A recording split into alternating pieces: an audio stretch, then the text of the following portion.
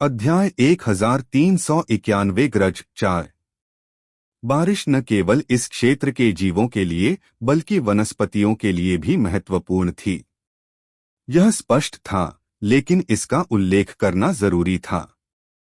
आखिरकार, जबकि पौधों के लिए चेतना हासिल करना कहीं अधिक कठिन था, फिर भी वे लंबे समय तक जीवित रहने और पर्याप्त शक्ति इकट्ठा करने के बाद फिर भी होश हासिल कर सकते थे। निषिद्ध गुप्त क्षेत्र में बहुत सारी वनस्पतियां संवेदनशील थीं, इसलिए जब बारिश आती थी तो वे सामान्य समय की तुलना में कहीं अधिक सक्रिय हो जाते थे। प्रिया और उसका ग्रुप फिलहाल छुपे हुए थे। वे एक इंच भी नहीं हिले, अपनी आभा को पूरी तरह से नियंत्रित करके अपनी जगह पर झुक गए ताकि उनकी कोई उपस्थिति न हो। वे अपने ऊपर प्रकट हुए विशाल ईश्वरीय जानवर से डर गए थे, लेकिन उन्होंने गलत निर्णय लिया, क्योंकि थंडरबर्ड वह नहीं था जो उन्हें खाना चाहता था। उनके चारों ओर पौधों ने अपनी पत्तियां आकाश की ओर उठाईं और थंडरबर्ड के मौजूद रहने के दौरान जितना संभव हो उतना पानी प्राप्त करने की होड़ की। उन्हें वर्षावन बनाने वाले विशाल पेड़ों के बीच हवा में एक सुंदर टेपेस्ट्री से कोई परेशानी नहीं हुई, जैसे कि सबसे प्रतिभाशाली कलाकारों द्वारा बनाई गई त्रिआयामी पेंटिंग। पौधे स्वयं हानिकारक नहीं थे, लेकिन उन्होंने जहरीले कणों की हल्की हवा छोड़ी क्योंकि अंततः वे उन प्रजातियों द्वारा डाले गए तरल पदार्थों से छुटकारा पा गए जो उनकी पत्तियों को खाते थे। और जबकि वे तरल पदार्थ हानिकारक थे और उन्हें निष्कासित करने की आवश्यकता थी, उन्होंने एक प्राकृतिक फेरोमोन के रूप में भी काम किया जो उन्हीं शिकारियों को आकर्षित करता था जिन्होंने उन्हें पत्तियों में छोड़ा था। छोटे छोटे पंखों की गड़गड़ाहट से बरसात का वातावरण भर गया। सैकड़ों की संख्या में कीड़े जमीन पर रेंगते रहे और उन पौधों तक पहुंच गए जिन्हें वे भोजन मानते थे। इस बातचीत के बीच में प्रिया का ग्रुप छूट गया। उन्हें चुप और स्थिर रहना पड़ा। वे अब भी हिल नहीं पा रहे थे। वे कीड़े छोटे थे। वे आम कीड़ों जितने छोटे से लेकर मानव सिर जितने बड़े तक फैले हुए थे, लेकिन तुलनात्मक रूप से कहें तो वे काफी छोटे थे। फिर भी उनकी शक्ति बाकी पारिस्थितिकी तंत्र से अलग नहीं थी। उनमें से हजारों हजारों की संख्या में क्षेत्र में बाढ़ आ गई। उनमें से प्रत्येक के पास ऐसी शक्ति थी जो कम से कम एक देवता का प्रतिद्वंद्वी थी। सौभाग्य से वे शाकाहारी थे। जब तक उन्हें खतरा महसूस नहीं होता, वे अन्य जीवों पर हमला नहीं करेंगे। निःसंदेह प्रिया और बाकियों को यह बात नहीं पता थी, लेकिन वे अपने व्यापक ज्ञान से इसका अंदाजा लगा सकते थे। वे शांत बैठे रहे, थोड़ा कांप रहे थे क्योंकि ये शक्तिशाली कीड़े ऊपर की पत्तियों तक पहुंचने के लिए उनके शरीर पर रेंग रहे थे। है। यह वह आवाज नहीं थी जो उसने बाहर से निकाली थी, बल्कि वह इसे अपने मन में अत्यधिक बना रही थी। यह बहुत ही घृणित था। ये अनुभव सबसे खराब था। वह एक भगवान के रूप में विश्वास नहीं कर सकती थी कि उसे इस तरह अपमानित किया जा रहा है। हालांकि वह और क्या कर सकती थी? उसे इंतजार करना पड़ा ताकि वह जीवित रह सके। उसे खोजबीन करनी थी ताकि वह जीवित रह सके। उसके पास कोई और रास्ता नहीं था। इसलिए वह केवल यह देख सकती थी कि कीड़े अपने वांछित पौधों तक पहुंचे और अपनी दावत शुरू कर दी। और वह केवल तभी देख सकी जब परिधि में लगभग 10 फीट लंबे और दोगुने मोटे मेंढकों का एक समूह दिखाई दिया और उन कीड़ों को निशाना बनाना शुरू कर दिया। लानत है। पब फ्यूचर द्वारा विज्ञापन। प्रिया ने दांत पीस लिए। उसने अपना सिर झुका लिया और जमीन पर लेट गई और अपने समूह को उसके पीछे चलने के लिए प्रेरित किया। इधर-उधर घूमने वाली मेंढकों की जीभ इतनी ताकत रखती थी कि उनमें से किसी का भी सिर धड़ से अलग कर सकती थी, और इससे भी महत्वपूर्ण बात यह है कि वे एक जहरीले तरल में ढके हुए थे जो पूरे क्षेत्र में फैल गया था क्योंकि वे लापरवाही से अपने शिकार का शिकार कर रहे थे। पहचाने जाने या नुकसान से बचने के लिए किए गए प्रयासों के बावजूद वे उस जहर के ढेर को अपने शरीर पर गिरने से नहीं रोक सके। इसने उनके कपड़ों और उनकी त्वचा के कुछ हिस्से को जला दिया, और जब यह उनके शरीर में घुस गया तो इसने उनके मन को बाधित कर दिया, जिससे इसका प्रतिकार करना और भी कठिन हो गया। आखिरकार प्रिया को अपने फैसले के परिणामों का एहसास हुआ। हमें जाना होगा। अब भले ही खाली करना कितना भी मुश्किल क्यों न हो, उन्हें इस क्षेत्र से बाहर निकलना होगा और तूफान गुजरने तक छिपने के लिए एक सुरक्षित जगह ढूंढनी होगी। थंडरबर्ड के साथ दिखाई देने वाला बरसाती पारिस्थितिकी तंत्र अज्ञात क्षेत्र के नियमित अपेक्षाकृत शांतिपूर्ण वातावरण की तुलना में कहीं अधिक खतरनाक था। सावधानीपूर्वक मेरे पीछे चलो। मेरी छाया के अलावा कहीं भी कदम मत रखना। प्रिया ने अपनी टीम को मानसिक संदेश भेजा और धीरे धीरे रेंगना शुरू कर दिया। अपमान अब कोई मुद्दा नहीं था। भले ही इसका मतलब यह हुआ कि उसे कराहना और भीख मांगना पड़ा, वह इसके माध्यम से जीने का एक रास्ता ढूंढ लेगी। एक हाथ के बाद दूसरे हाथ, एक पैर के बाद दूसरे पैर, प्रिया मेंढकों और पत्तों की छतरी से दूर चली गई। सौभाग्य से यह अधिकतर एक ही क्षेत्र में केंद्रित था। हालांकि आसपास कई समान पत्तों वाली छतरियां मौजूद थीं, लेकिन उनमें से कोई भी इतनी हिंसक रूप से जीव जंतुओं से भरी हुई नहीं थी जितनी कि यह छतरी। 100 मीटर दूर छिपने के लिए एक गुफा थी। जब तक वे वहां बने रहेंगे, वे जीवित रहेंगे। यही सच था। स्थिति की सच्चाई यह है कि यह विशेष रूप से उनके लिए बनाया गया जाल नहीं था। गड़गड़ाहट। पूरी दुनिया में हाहाकार मच गया।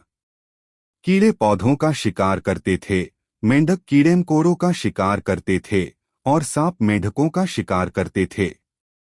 वह स्वाभाविक क्रम था। और जब प्राकृतिक व्यवस्था इस पैमाने पर बढ़ गई कि सबसे छोटे कीड़े भी मानव सिर के आकार के हो सकते हैं, मर चुके थे। अस्तित्वगत भय। वह एहसास प्रिया के पूरे शरीर में भर गया। जहां तक उसके पीछे के देवताओं की बात है, वे उस प्राणी की उपस्थिति में सोच भी नहीं सकते थे। वह एक विशाल अजगर था। उसका शरीर एक साथ बंधे कई पेड़ों के तनों जितना मोटा था और उसका मुंह इतना बड़ा था कि पूरे क्षेत्र को निगल सकता था। जैसे ही वह प्रकट हुआ, उसने जोर से फुंफकारा, जिससे उन मेंढकों में डर पैदा हो गया जो बेतहाशा शिकार कर रहे थे, और अगले ही पल उसने अपना मुंह खोला और बंद किया, और उनमें से 6 को एक ही बार में निगल लिया। यह सचमुच बहुत भयानक दृश्य था। अजगर के लिए वे मनुष्य आसान शिकार थे, जो उन मेंढकों की तुलना में कमजोर और छोटे थे, फिर भी उनमें समान मात्रा में ऊर्जा निहित थी। प्रिया को इसकी जानकारी थी। पब फ्यूचर द्वारा विज्ञापन। उसने इसे अजगर की आंखों में देखा, लेकिन अभी तक उन्हें इसका एहसास नहीं हुआ था। बस रेंगते रहो। उन्होंने अपने सहयोगियों से ऐसा करने को कहा, लेकिन सवाल था कि वे उनकी बातों पर अमल कर पाएंगे या नहीं। आखिरकार अजगर की आभा ने उन्हें अपनी जगह पर जमा दिया। हिस्सिस। इसकी रूह कंपा देने वाली फुसफुसाहट ने क्षेत्र को फिर से भर दिया। इतने सारे शिकार से भरी जगह में यह कैसे उत्तेजित नहीं हो सकता था।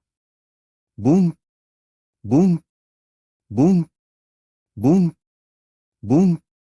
वे विस्फोट नहीं थे। यह महज पेड़ों के गिरने और नीचे जमीन पर पटकने की आवाज थी, क्योंकि अजगर आसपास के प्रत्येक मेंढक को पकड़ने के लिए लापरवाही से उनके बीच से गुजर रहा था। यह हमसे दूर जा रहा है। प्रिया को लगभग राहत की सांस लेने का समय मिल गया था। लगभग। टकराना। एक और पेड़ जमीन पर गिर गया। यह लगभग 3 किलोमीटर लंबा था, जो अपने साथियों की तुलना में अपेक्षाकृत छोटा था। हालांकि यह उनमें से दसियों के बीच आखिरी तिनका था जो गिरा। हेयरलाइन की दरारें जमीन पर फैल गईं। वे दरारें लगभग असंभव रूप से तेजी से चौड़ी हुईं और हर दिशा में कई दर्जन किलोमीटर तक फैल गईं। तभी प्रिया को इसका एहसास हुआ। इस पूरे समय जमीन खोखली थी। शुरुआत में वे कभी भी स्थिर सतह पर नहीं थे। यह तब ठीक था जब जमीन पर बहुत अधिक प्रभाव बल नहीं पड़ रहा था, लेकिन अजगर इधर उधर छटपटा रहा था और हजारों पाउंड वजन वाले पेड़, यदि अधिक नहीं तो नीचे गिर रहे थे। जमीन को कोई मौका नहीं मिला। गड़गड़ाहट। यह भयंकर रूप से कांप उठा। और जैसे ही प्रिया को अपनी किस्मत का सामना करना पड़ा, वह ढह गई। पौधे, कीड़े मकोड़े, मेंढक, अजगर और उनके बीच फंसे बेचारे इंसान सभी उनके नीचे खुले विशाल सिंकहोल में गिर गए। और जमीन के उस टुकड़े के नीचे गहराई में, जहां वे कभी खड़े थे, दो आंखें खुली। यह डेमियन की योजना का आखिरी हिस्सा था। दूसरा गॉड बीस्ट उसे इस क्षेत्र में मिला।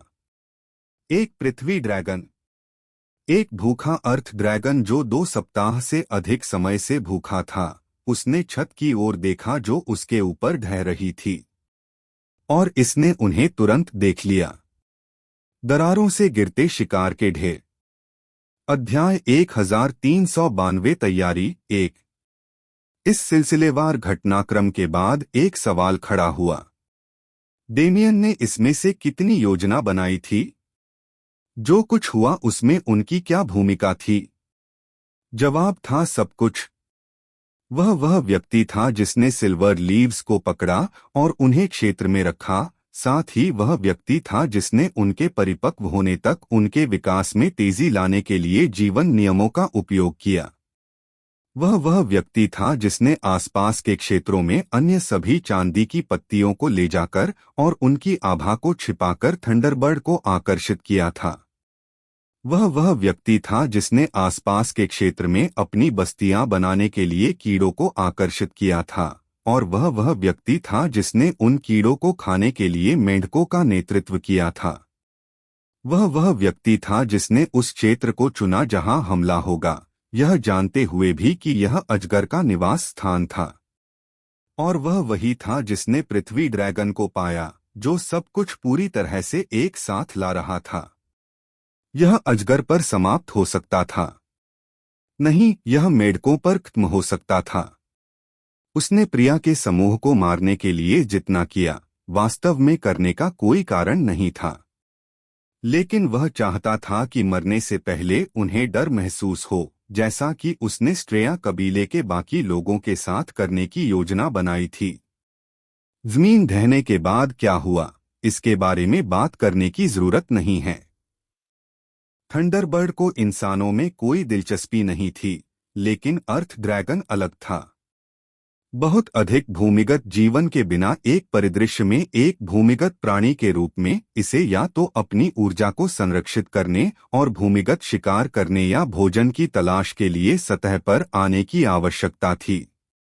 डेमियन ने अर्थ ड्रैगन को ऐसी जगह फुसलाया जहां वह कुछ भी नहीं कर सका, और जैसे कि उसकी परेशानियों की भरपाई करने के लिए उसने बाद में उसे एक बड़े पैमाने पर दावत दी। इसने सब कुछ खा लिया, चाहे वह पौधे हों, कीड़े मकोड़े हों, मेंढक हों, अजगर हों या उनके बीच फंसे इंसान हों। एक सच्चे देव जानवर के सामने कुछ भी जीवित नहीं रह सकता था, जिसकी भूख जग गई थी। घटनाओं के क्रम की योजना बनाने और उसे क्रियान्वित करने में कई सप्ताह लग गए, लेकिन यह कुछ ही मिनटों में समाप्त हो गया। डेमियन ने बगल से यह सब देखा, और जैसे ही थंडरबर्ड को उसका इनाम मिला और बारिश भी उसके साथ चली गई, उसने अपने चेहरे पर मुस्कान के साथ खुद को प्रकट किया। वह बहुत अच्छा था। यह देखना बेहद मनोरंजक था। प्रिया सर्वश्रेष्ठ में सर्वश्रेष्ठ नहीं थी। वह एक ऐसी भगवान थी जो शायद ही कोई भगवान थी। हालांकि वह फिर भी उस स्तर को हासिल करने में सफल रही। वह अभी भी ऐसी थी जिससे डेमियन लड़ नहीं सकता था, भले ही वह अपने साथियों की तुलना में कितनी कमजोर थी। इसलिए उसे असहाय देखना अपने अंतिम अंत तक पहुंचने से पहले अर्थहीन रूप से रेंगने के लिए मजबूर होना काफी संतुष्टिदायक था। पब फ्यूचर द्वारा विज्ञापन। क्योंकि एक बार फिर उन्होंने इसे देखा। तथ्य यह है कि देवता भी केवल अभ्यास करता थे। मुझे आगे बढ़ना चाहिए।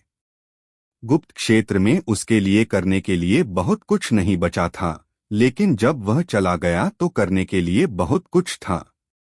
मुझे वॉयड पैलेस के लिए रवाना होने की योजना बनाना शुरू कर देना चाहिए, और जब तक मैं वेरिटास कबीले की प्रतिभाओं को एक नए स्तर पर ले जाना बुरा नहीं था। स्ट्रेया कबीला और दिव्य आदेश, वे उसके शत्रु थे जिन्हें वह जानता था, लेकिन निश्चित रूप से अन्य लोग भी अंधेरे में होंगे। चूंकि यह मामला था, चूंकि वॉयड पैलेस संघर्ष कर रहा था, उसे हर संभव मदद की जरूरत थी। और अगर वह मदद सचमुच मिली तो यह और भी अच्छा था। वेरिटास कबीला अच्छे लोगों से भरा हुआ था। उन्हें यकीन था कि यूलिया और उसके स्तर पर बाकी लोग वॉयड पैलेस की मदद करेंगे जैसा कि उन्होंने वादा किया था। हालांकि डेमियन यह गारंटी नहीं दे सका कि वे सभी वास्तव में मदद करेंगे। युवा पीढ़ी अलग थी। यदि वह उनका उचित पालन पोषण कर सके और उन्हें अपना ऋणी बना सके, तो क्या वे उनके सहयोग के प्रति अधिक ईमानदार दृष्टिकोण अपनाने पर जोर नहीं देंगे? वह नहीं जानता था कि यह कितनी अच्छी तरह काम करेगा, लेकिन यह कोशिश करने लायक योजना थी। आखिरकार युवा पीढ़ी के कुछ पात्र ही थे जो ग्रैंड हेवन सीमा को बचाने के लिए उठे। उन्होंने इसे पहले भी काम करते देखा था। डेमियन ने अपनी आंखें दूसरी ओर घुमा लीं। वेरिटास कबीले के साथ फिर से संगठित होने के लिए गुप्त क्षेत्र के ज्ञात क्षेत्र में वापस जाने से पहले उन्होंने कुछ 100 मिलियन किलोमीटर की दूरी तय की और क्यूशू फेडरेशन समूह क्या कर रहा था, इस पर एक नजर डाली। क्यूशू फेडरेशन, वे पूरी तरह से अलग समस्या थीं। अभी उसे इस बारे में सोचने की जरूरत नहीं थी। मुझे उस पर ध्यान केंद्रित करने की जरूरत है जो मेरे सामने है। मेरी थाली पहले से ही बहुत भरी हुई है। उसने मन ही मन आह भरी। वह दोबारा ऐसा नहीं करना चाहता था। किसी चीज का एकमात्र समर्थक होने के नाते उनका कोई काम नहीं था और केवल एक ही समर्थन करना कष्टप्रद था। वह पहले से ही जानता था कि ग्रैंड हेवंस बाउंड्री के लिए उसने जो कुछ भी किया उससे कैसा महसूस हुआ।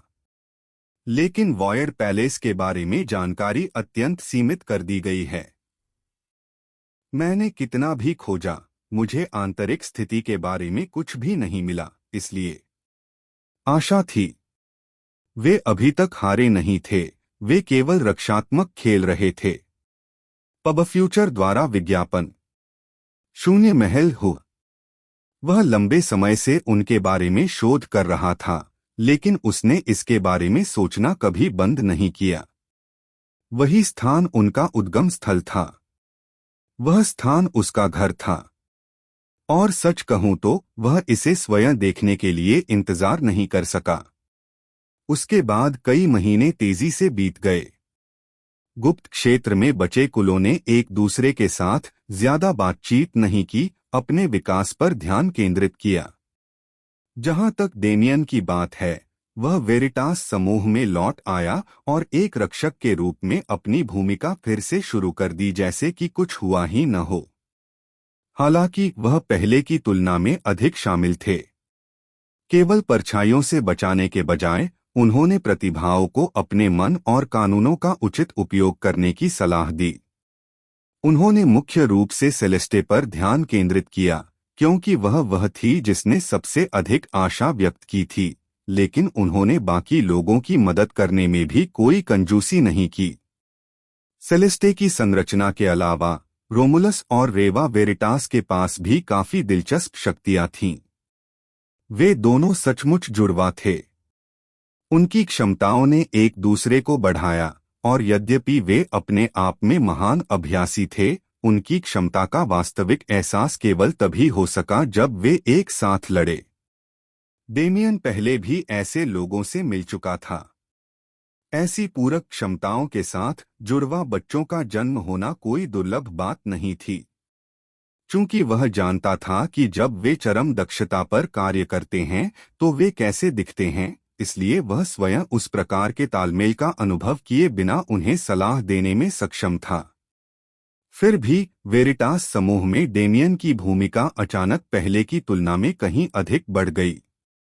न केवल डेमिगॉड बुजुर्ग बल्कि दो महान बुजुर्गों ने भी उनके साथ सम्मानपूर्वक व्यवहार किया और उनकी बात को अपनी बात से ऊपर रखा। वह नेता बन गए और उस अधिकार के साथ उन्होंने प्रतिभाओं को यथासंभव अधिक से अधिक अवसर प्राप्त करने के लिए प्रेरित किया। फॉरबिडन सीक्रेट रियलम में एक ऐसा तंत्र था जो लोगों को केवल एक ही वस्तु अपने साथ ले जाने देता था। हालांकि उन्होंने अपने दायरे में जो किया वह उनका अपना व्यवसाय था।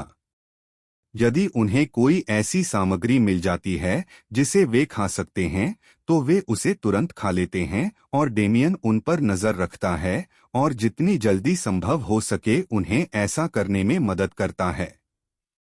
अगर उन्हें कोई ऐसी चीज मिलती है जिसे हथियार बनाया जा सकता है, जब तक कि वह बहुत जटिल न हो, डेमियन के पास उनके लिए इसे बनाने के लिए फोर्जिंग कौशल था। और उन कौशलों को अपने समर्थन के रूप में लेकर वेरिटास कबीले की प्रतिभाओं ने जितना सोचा था उससे कहीं अधिक लाभ कमाया। इसी तरह 6 महीने और बीत गए और फिर उसके बाद 6 महीने और बीत गए। जब तक गुप्त क्षेत्र में दूसरा वर्ष समाप्त हुआ, डेमियन को इसका एहसास होने लगा। अंतरिक्ष का घनत्व कमजोर हो रहा है। उतार चढ़ाव हर दिन और अधिक तीव्र होता जा रहा था, जिसका मतलब था जल्द ही निषिद्ध गुप्त क्षेत्र अभियान समाप्त हो जाएगा। अध्याय 1393 तैयारी 2। गुप्त क्षेत्र का अभियान किसी घटना से बहुत अधिक पागलपन वाला नहीं था। खैर, यह इस पर निर्भर करता है कि किसने बात की। शायद वेरिटास कबीले के पास बताने के लिए बहुत सारी कहानियां होंगी। क्यूशू फेडरेशन के पास अज्ञात क्षेत्र में एकत्र किए गए नमूनों से खोजने के लिए बहुत सी नई चीजें थीं। वेगा कबीले ने इस बार गुप्त क्षेत्र को हर बार की तरह ही बिताया और डेमियन, ठीक है, डेमियन अपनी उपलब्धियों को बढ़ा चढ़ाकर पेश करने वालों में से नहीं था। उन्होंने निश्चित रूप से बहुत कुछ किया। उसने एक भगवान को मार डाला, भले ही थोड़ा सा धोखा देकर, और उसने एक छिपे हुए टुकड़े की खोज की जिसकी उसने कभी उम्मीद नहीं की थी। हालांकि यह कई लोगों का सिर्फ एक कदम था। चूंकि यह खत्म हो रहा था, उसे खुद को इकट्ठा करने और आगे जो होने वाला था उसके लिए तैयार होने की जरूरत थी। हालांकि उसे पहले गुप्त क्षेत्र के वास्तव में खुलने का इंतजार करना पड़ा। जिस दिन से उन्होंने पहली बार अंतरिक्ष में उतार चढ़ाव को महसूस किया, गुप्त क्षेत्र को वास्तव में बंद करने और उन्हें बाहर भेजने का निर्णय लेने में लगभग 2 सप्ताह लग गए। बाद में स्वाभाविक रूप से एक बड़ा शो हुआ। स्ट्रेया कबीले ने हंगामा किया। जिन 10 लोगों को उन्होंने इस क्षेत्र में भेजा था उनमें से एक भी वापस नहीं आया, चाहे वे वैध रूप से या अवैध रूप से प्रवेश करने वाले लोग हों। और वे किसे दोष देने वाले थे? स्वाभाविक रूप से यह वेरिटास कबीला था। वे इस झंझट में और किसे घसीट सकते हैं? वेरिटास समूह को नष्ट करने की योजना में उन्होंने 2 देवताओं और कई देवताओं को खो दिया था, लेकिन वेरिटास कबीले के सदस्य केवल एक बुजुर्ग को खोकर वापस आ गए। यदि वे क्रोधित नहीं होते तो वे मूर्ख होते। नहीं, किसी भी तरह से वे मूर्ख थे, क्योंकि उन्हें उसी स्थिति में रखा गया था जिससे उन्हें उम्मीद थी कि उनके दुश्मन इस समय वहीं होंगे। फिर भी वे तमाशा बनाने के अलावा और क्या कर सकते थे? उनके पास वेरिटास को दोष देने का कोई उचित कारण नहीं था, और अगर उन्होंने ऐसा किया भी तो इससे केवल यह तथ्य सामने आएगा कि उन्होंने पहले हमला किया, वह भी गुप्त साधनों का उपयोग करके। स्ट्राया कबीला इस घटना से घायल नहीं हो सकता था, खासकर अब जब वे पहले ही हिट हो चुके थे। इसलिए वेरिटास कबीले समूह के साथ कुछ आगे और पीछे के बाद, जहां दोनों तरफ से काफी कठोर शब्द बोले गए थे, उन्होंने अपने दांत पीसना और पीछे हटना। डेमियन ने चेहरे पर मुस्कान के साथ बगल से देखा। श्रेया को संघर्ष करते देखना बहुत अच्छा लगा। और एक बार जब हंगामा शांत हो गया, तो ग्रैंड एल्डर्स ने वेगा कबीले समूह के साथ कुछ संक्षिप्त बातचीत की। वे अपने स्पिरिट जहाज पर लौट आए, सीधे वेरिटास एस्टेट की ओर चल पड़े। फिर भी यह एक अच्छी यात्रा थी, डेमियन ने स्पिरिट जहाज की खिड़कियों में से एक से बाहर देखते हुए सोचा। उन्होंने अप्रत्याशित रूप से सुधार किया। उन्हें अपने दुश्मनों के खिलाफ कार्रवाई करने का मौका मिला। हालांकि भव्य योजना में स्तर नगण्य था और वह बढ़ाने लायक प्रतिभाएं ढूंढने में सक्षम थे। कुल मिलाकर एक साधारण सुरक्षा मिशन से उसने जितना सोचा था उससे कहीं अधिक प्राप्त किया। पब फ्यूचर द्वारा विज्ञापन। वेरिटास कबीले के साथ उसके रिश्ते को बदलने का समय आ गया था।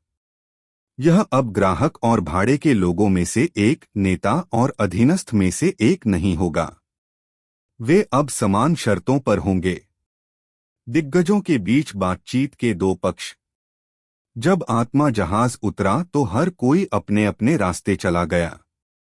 डेमियन ने मुख्य संपत्ति के लिए रवाना होने से पहले सम्मान दिखाने के लिए अपने करीबी बुजुर्गों और बाकी लोगों को अलविदा कहा।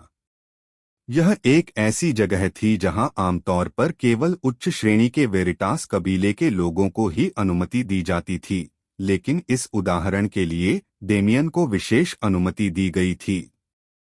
वह इस समय अपेक्षाकृत सरल अध्ययन कक्ष में बैठे थे। इसका डिजाइन मुख्य रूप से निर्माण सामग्री के रूप में लकड़ी का उपयोग करके न्यूनतम था, और दीवार के सामने कुछ बुकशेल्फ और पेंटिंग, एक डेस्क और मेहमानों के लिए कुछ सोफों के अलावा ध्यान देने योग्य कुछ भी नहीं था।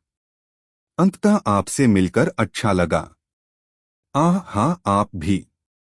एक विनम्र अभिवादन और एक अजीब उत्तर। डेमियन ने उस आदमी की ओर देखा जिसने अभी अभी बात की थी। वह इस कमरे में दो अन्य लोगों में से एक था। जूलियन वेरिटास, वेरिटास कबीले के कुलपति। डेमियन की नजरें दूसरे व्यक्ति की ओर घूम गईं, मानो पूछ रहा हो यह क्या बकवास है। यूलिया मुस्कुराई और कंधे उचकाते हुए उससे सीधे तौर पर कहा कि इससे निपटो। हाँ, यह। डेमियन ने अंदर ही अंदर आह भरी। वह आज यूलिया से मिलने की उम्मीद कर रहा था, लेकिन जूलियन को देखना बिल्कुल अलग बात थी। आखिरकार, चाहे उसने कुछ भी किया हो या अपने भाड़े के दिनों में कुछ भी हुआ हो, उसने इस आदमी की झलक तक नहीं देखी। लेकिन अब जब उनके साथ उनका समय समाप्त हो रहा था, तो कुलपति ने उन्हें एक बैठक के लिए बुलाया था। अभिवादन के बाद उन्होंने कई शब्दों का आदान प्रदान किया, जिनमें अधिकतर छोटी मोटी बातें शामिल थीं और छोटी छोटी बातें हुईं। डेमियन को निषिद्ध गुप्त क्षेत्र की घटनाओं के बारे में भी रिपोर्ट करना था, क्योंकि वह इस सब में सबसे अधिक शामिल था। उन्होंने एक सरल कहानी बताई कि कैसे उन्होंने स्ट्रेया डेमिगॉड्स को मार डाला और देवताओं को अज्ञात क्षेत्र में ले गए, जहां वे पारिस्थितिकी तंत्र में ही मर गए। निःसंदेह उन्होंने सीमा स्तंभ तोड़ने और उनकी मौतों में अपनी भागीदारी के साथ साथ खड्ड की अपनी छोटी सी यात्रा पर भी लापरवाही बरती, लेकिन वे केवल महत्वहीन मामले थे। पब फ्यूचर द्वारा विज्ञापन। उनकी क्षमता को अभी भी छुपाने की जरूरत है। उसे मजबूत दिखना था, लेकिन अनियंत्रित रूप से मजबूत नहीं। वह वेरिटास को उसे खतरे के रूप में देखने नहीं दे सकता था। फिर भी 10 मिनट की बातचीत के बाद विषय अंततः वहीं आ गया जहां डेमियन चाहता था। जूलियन ने कहा, जैसा कि मेरी बहन ने वादा किया था, हम वेरिटास कबीले अपने भविष्य के प्रयासों में वॉयड पैलेस का सक्रिय रूप से समर्थन करेंगे। फिर मैं विनम्रतापूर्वक आपकी सहायता स्वीकार करूंगा। जूलियन से हाथ मिलाते हुए डेमियन मुस्कुराया। शर्तें इतनी सरल नहीं थीं। जब उन्होंने पहली बार समझौता किया तो डेमियन ने सुनिश्चित किया कि वे किसी भी तरह से उनकी सहायता को आधा अधूरा न कर सकें। चाहे वह सैन्य या वित्तीय सहायता हो, वेरिटास इसे तब तक प्रदान करेगा जब तक यह उचित सीमा के भीतर है। वे अधीनस्थ नहीं बन रहे थे, लेकिन यह कहना गलत नहीं होगा कि यही वह क्षण था जब वेरिटास वास्तव में वॉयड पैलेस के साथ एक बहन संप्रदाय बन गया। इस बिंदु से वे एक फली में दो मटर होंगे, दो प्रभाव जो जीत और हार में एक साथ खड़े होंगे। वहां से बातचीत जारी रही और तब तक नहीं रुकी जब तक एक दिन बीत नहीं गया और दोनों पक्ष किसी संतोषजनक निष्कर्ष पर नहीं पहुंच गए। उनका व्यवसाय समाप्त होने और विवरण सुलझने के बाद डेमियन ने यूलिया के साथ जाने से पहले एक बार फिर जूलियन से हाथ मिलाया। क्या आप तुरंत लौटने की योजना बना रहे हैं? यूलिया ने उत्सुकता से उसकी ओर देखते हुए पूछा। उसका अगला कदम क्या था? वह बहुत अच्छी तरह से वेगा क्षेत्र में जा सकता था और भी अधिक समर्थकों को इकट्ठा कर सकता था, लेकिन कितना समय बीत चुका था। उस समय यूलिया ने वॉयड पैलेस को ढहने से एक दशक पहले दे दिया था। हालांकि उसका निर्णय पूरी तरह से सटीक नहीं था, तब से आधे से अधिक समय पहले ही बीत चुका है। डेमियन अब और देर नहीं कर सकता था। हाँ, अब मेरे लिए इसे देखने का समय आ गया है। उनकी बातें बिना किसी झिझक के कही गईं। उसने बाहर क्षितिज की ओर देखा। उसका भेस पिघल गया और उसकी नीलम बैंगनी आंखें और तराशी हुई विशेषताएं सामने आ गईं, जिन्हें उसने पिछले 6 या इतने वर्षों से छिपा कर रखा था। मैं देखना चाहूंगा कि मेरा जन्मसिद्ध अधिकार वास्तव में कितना महान है। यूलिया मुस्कुराई। डेमियन से परिचित होना बहुत मजेदार था। ऐसा प्रतीत होता है कि उसे स्वयं का एहसास नहीं था, लेकिन जब उसने अपना असली मूल्य छिपाने की कोशिश की, तब भी वह सबसे चमकीले हीरे की तरह चमक गया। जब तक वे एक दूसरे को जानते थे, उन्होंने कई अप्रत्याशित उपलब्धियां हासिल कीं। निःसंदेह उसने कभी भी उसे सीधे सीधे नहीं बताया, लेकिन उसने वास्तव में स्वर्ग से अनंतकाल तक आशीर्वाद प्राप्त लोगों से भी बढ़कर कार्य किए। तो वह इस पल का इंतजार कर रही थी। मैं पोर्टल तैयार करूंगी, उसने कहा। वह इसे महसूस कर सकती थी।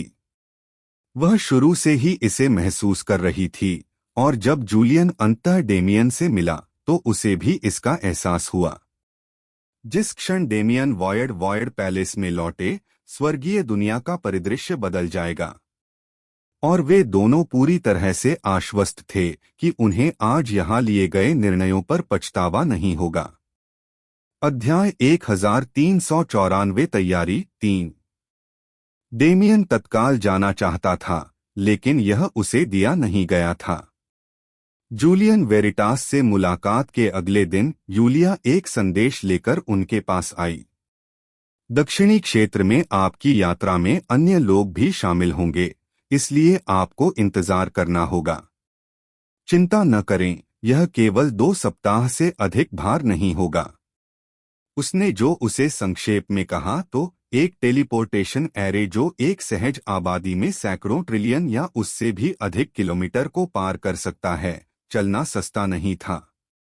सामग्री वास्तव में एकत्रित करने के लिए निरर्थक थी, इसलिए उपयोग के संदर्भ में मित्र काफी अक्षम था। अन्य आवश्यक सामग्री को बिना टूटे ऐसा करने के लिए इसे साल भर से अधिक एक बार जलाया जा सकता है। डेमियन एलैब को देखना चाहता था और देखना चाहता था कि इसमें वह क्या सुधार कर सकता है, लेकिन ऐसा करने का कोई कारण नहीं था। कम से कम दक्षिणी क्षेत्र में पहुंच से पहले तो नहीं। साथ ही असल में उन्हें कोई चाहत नहीं थी। 2 सप्ताह कोई छोटा समय नहीं था, लेकिन इससे भी ज्यादा नहीं था।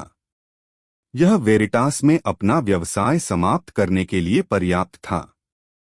फिलहाल डेमियन आराम की प्रक्रिया में था, या कम से कम बाहरी लोगों ने इसे इसी तरह देखा। उन्होंने अपने अधिकांश दिन ध्यान करने में जब उन्हें सिद्धांत के सिद्धांत का एहसास हुआ तो वे अपने विचारों में गहराई से डूब गए। जब वह नहीं था तो वह बिना किसी स्पष्ट लक्ष्य के वेरिटास एस्टेट के विभिन्न स्थानों पर इधर-उधर घूम रहा था। लेकिन वह एक प्रेरणास्रोत से बहुत कुछ नहीं था। जबकि डेमियन सोसाइटी की अवधारणा को जल्द से जल्द ठीक करना चाहा था, लेकिन ऐसा कुछ नहीं था जो ध्यान के माध्यम से महसूस किया जा सके, स्वाभाविकता के रूप में प्राप्त करना था, क्योंकि यही इसका संपूर्ण उद्देश्य था। डेमियन स्वाभाविक प्रकृति के साथ समसामयिक ऑर्थोडाइट शामिल है, लेकिन वह इसे बिल्कुल भी मजबूर नहीं कर सका। उन्होंने जैसी दिखने वाली चीजों पर बहुत समय सीमा पर ध्यान दिया, लेकिन वास्तव में उनका मन कहीं और था। उसने अपने मुख्य शरीर को अकेला छोड़ दिया ताकि वह लक्ष्य बनाकर अपनी छवि बरकरार रख सके। लेकिन डेमियन के पास सिर्फ एक शव नहीं था। उनके द्वारा बनाए जा सकने वाले मैना क्लोन्स की लगभग अनंत संख्या को समाप्त करने के लिए उनके पास 2 अन्य वास्तविक शरीर थे, जिन्हें वह इच्छित उपयोग कर सकते थे। पहला था अलेक्जेंडर और दूसरा था उसका निर्जीव अवतार, जिसमें वह डेमियन की सुविधा के लिए रह रहा था। पब फ्यूचर द्वारा विज्ञापन। अलेक्जेंडर और डेमियन काम से गुजर रहे थे जो वे उन्हें बेच रहे थे। एक ओर अलेक्जेंडर पूर्वी क्षेत्र में प्रमुखता बनी हुई थी। उनका काम एक संप्रदाय का निर्माण करना था। वे शिष्यों को भर्ती करते थे, उन्हें प्रशिक्षित करते थे और भविष्य में जब भी उनकी आवश्यकता होती थी उनके लिए उन्हें एक गुप्त सेना के रूप में तैयार करते थे। सिकंदर अभयारण्य का प्रभारी भी था। जब से वह स्वर्गीय दुनिया में आया, डेमियन ने अलेक्जेंडर का उपयोग अपने पॉकेट ब्रह्मांड में उन लोगों की मदद करने के लिए किया जो वह जानता था और उन कानूनों के माध्यम से आगे बढ़ता था जिनका वह उपयोग करता था। रोज, रुयू और एलेना पहले से ही दिव्यता के शिखर पर थे। उन्हें बस उन रास्तों पर खुद को मजबूत करना था जिन पर वे चलना चाहते थे और ब्रह्मांडीय पुनर्जन्म से गुजरने के लिए अपनी दिव्यताओं की प्रकृति का निर्माण करना था। हालांकि Elvira, Bai Yuxuan, Feng Yuxian, Bianca Snow और लुसियस जैसे लोग जो बहुत लंबे समय से चौथी कक्षा में फंसे हुए थे, उनके मार्गदर्शन में तेजी से प्रगति करने में सक्षम थे। अभयारण्य अब वैसा नहीं रहा जैसा पहले हुआ करता था। एक उपब्रह्मांड या एक अलग विमान के बजाय यह अब अपने आप में एक सच्चा ब्रह्मांड था। इसमें अपने निवासियों के लिए ब्रह्मांडीय पुनर्जन्म प्रदान करने की क्षमता थी और इसमें उन लोगों को शामिल करने की क्षमता थी जिन्होंने इस प्रक्रिया को पूरा किया था। यदि अभयारण्य और ग्रैंड हेवंस सीमा के बीच कोई अंतर था तो उसके बाद यही हुआ। कोई आरोहण तंत्र नहीं था क्योंकि अभयारण्य का स्वर्गीय दुनिया से कोई संबंध नहीं था, लेकिन इसमें ग्रैंड हेवंस सीमा के प्रतिबंध भी नहीं थे। डेमियन ने अपने द्वारा प्राप्त ज्ञान को लगातार अपने व्यक्तिगत ब्रह्मांड के साथ साझा किया और अब वहां रहने वाले डेमिगॉड्स को स्पष्ट समझ थी कि वे शक्ति पैमाने के संदर्भ में कहां खड़े हैं और उन्हें कहां पहुंचने की आवश्यकता है। उनके पास अभयारण्य के दृढ़ सार्वभौमिक कानून के साथ ऐसा करने की क्षमता थी जो हर गुजरते दिन के साथ एक स्वर्गीय आदेश के करीब पहुंच रहा था और बहुमत के लिए उन्हें उच्च स्तर पर जाने की आवश्यकता भी महसूस नहीं हुई। अभयारण्य के पास वह सब कुछ था जो वे कभी भी मांग सकते थे। ऐसे कई गुप्त क्षेत्र थे जो डेमिगॉड्स की सहायता कर सकते थे और हर कुछ महीनों में और अधिक सामने आ रहे थे। शून्य लाइब्रेरी के अस्तित्व का मतलब था कि उन्हें सच्ची शक्ति के लिए उनकी सुनसान राहों पर सहायता मिल सकती थी और उन्हें अंधेरे में नहीं चलना पड़ता था जैसा कि उन्हें चले जाने पर करना पड़ता था। और सबसे महत्वपूर्ण बात समुदाय की भावना थी। अभयारण्य एक बड़ा परिवार था। हाँ, ऐसे लोग भी थे जो व्यवस्था को बर्बाद करना चाहते थे। हाँ, विश्व के विशाल विस्तार में अनगिनत संघर्ष हुए। हालांकि इसे तब तक नहीं बदला जा सकता जब तक कोई समीकरण से स्वतंत्र इच्छा को हटा न दे। अभयारण्य को अलग बनाने वाली बात यह थी कि जो लोग इसकी समग्र सुरक्षा को खतरे में डालते थे, उन्हें कभी भी पनपने नहीं दिया गया। एक ऐसा खतरा जो इसके निवासियों को ऐसे गुटों में बांट सकता है जो एक दूसरे से बिल्कुल नफरत करते हों, अस्तित्व में ही नहीं रह सकते। इसलिए सुरक्षा की तो बात ही छोड़िए, अभयारण्य का वातावरण कहीं अधिक स्वागत योग्य था और विकास तथा समृद्धि के विचारों को बढ़ावा देता था। डेमियन अभी भी एक अनुपस्थित रचनाकार के रूप में अपना रुख अपना रहा था। वह अभयारण्य के विकास में बहुत अधिक शामिल नहीं होना चाहता था, क्योंकि वह चाहता था कि वे लोग उसी तरह विकसित हों जिस तरह से उन्हें लगता है कि यह उनके लिए सबसे अच्छा है। आखिरकार यह उनका घर था, उनका नहीं। लेकिन अलेक्जेंडर ने ही अपने विचारों को अपनाया था। अलेक्जेंडर ही वह व्यक्ति था जिसका उपयोग वे अपना पूर्ण समर्थन के लिए सैंक्चुअरी को अनुकूलित करने और हटाने के लिए कर सकते थे। इसलिए उन्होंने कई निर्णयों पर वास्तव में अपनाए गए मशीनरी के बिना सबसे महत्वपूर्ण वस्तुओं के लिन के साथ काम किया। अलेक्जेंडर का जीवन काफी हद तक जुड़ा हुआ था, लेकिन बाकी वह एक स्वक्लोन था, इसलिए डेमियन को उस पर सीधे नियंत्रण नहीं रखा गया था। डेमियन अलग था। डेमियन के पास डेमियन की आत्मा का एक हिस्सा था, लेकिन उसके पास ह्यू की कोई भावना नहीं थी। सीधे शब्दों में कहें तो वह एक भूसी थी। यदि डेमियन का उपयोग करना चाहता था, तो उसे अपना मस्तिष्क अवतार के शरीर में रखना होगा और उसे अपना स्थान बदलना होगा। यह सारा नोवेलान के दिल में सुरक्षित रूप से निहित है। यही कारण था कि उनका मुख्य शरीर निष्क्रिय हो गया था, क्योंकि जब डेमियन पूर्वी क्षेत्र में जा रहा था और अलेक्जेंडर ने भविष्य के लिए लगातार काम किया, तो डेमियन पहले ही पीछे की ओर जा रहा था। स्ट्राया कबीले से नया आसान नहीं था। दरअसल वे किसी भी प्रकार के अभिलेख के बिना एक सर्वथा शैतानी ताकत थे। वे अपनी स्थिति बनाए रखते हैं, इसका एकमात्र कारण यह था कि उनके पास अनुचित कार्य थे। डेमियन को स्ट्राया कबीले पर ही ध्यान केंद्रित करना था, लेकिन स्थापना के लिए बस इतना ही नहीं था। मुख्य कबीले के अंतर्गत 4 बुराइयां थीं।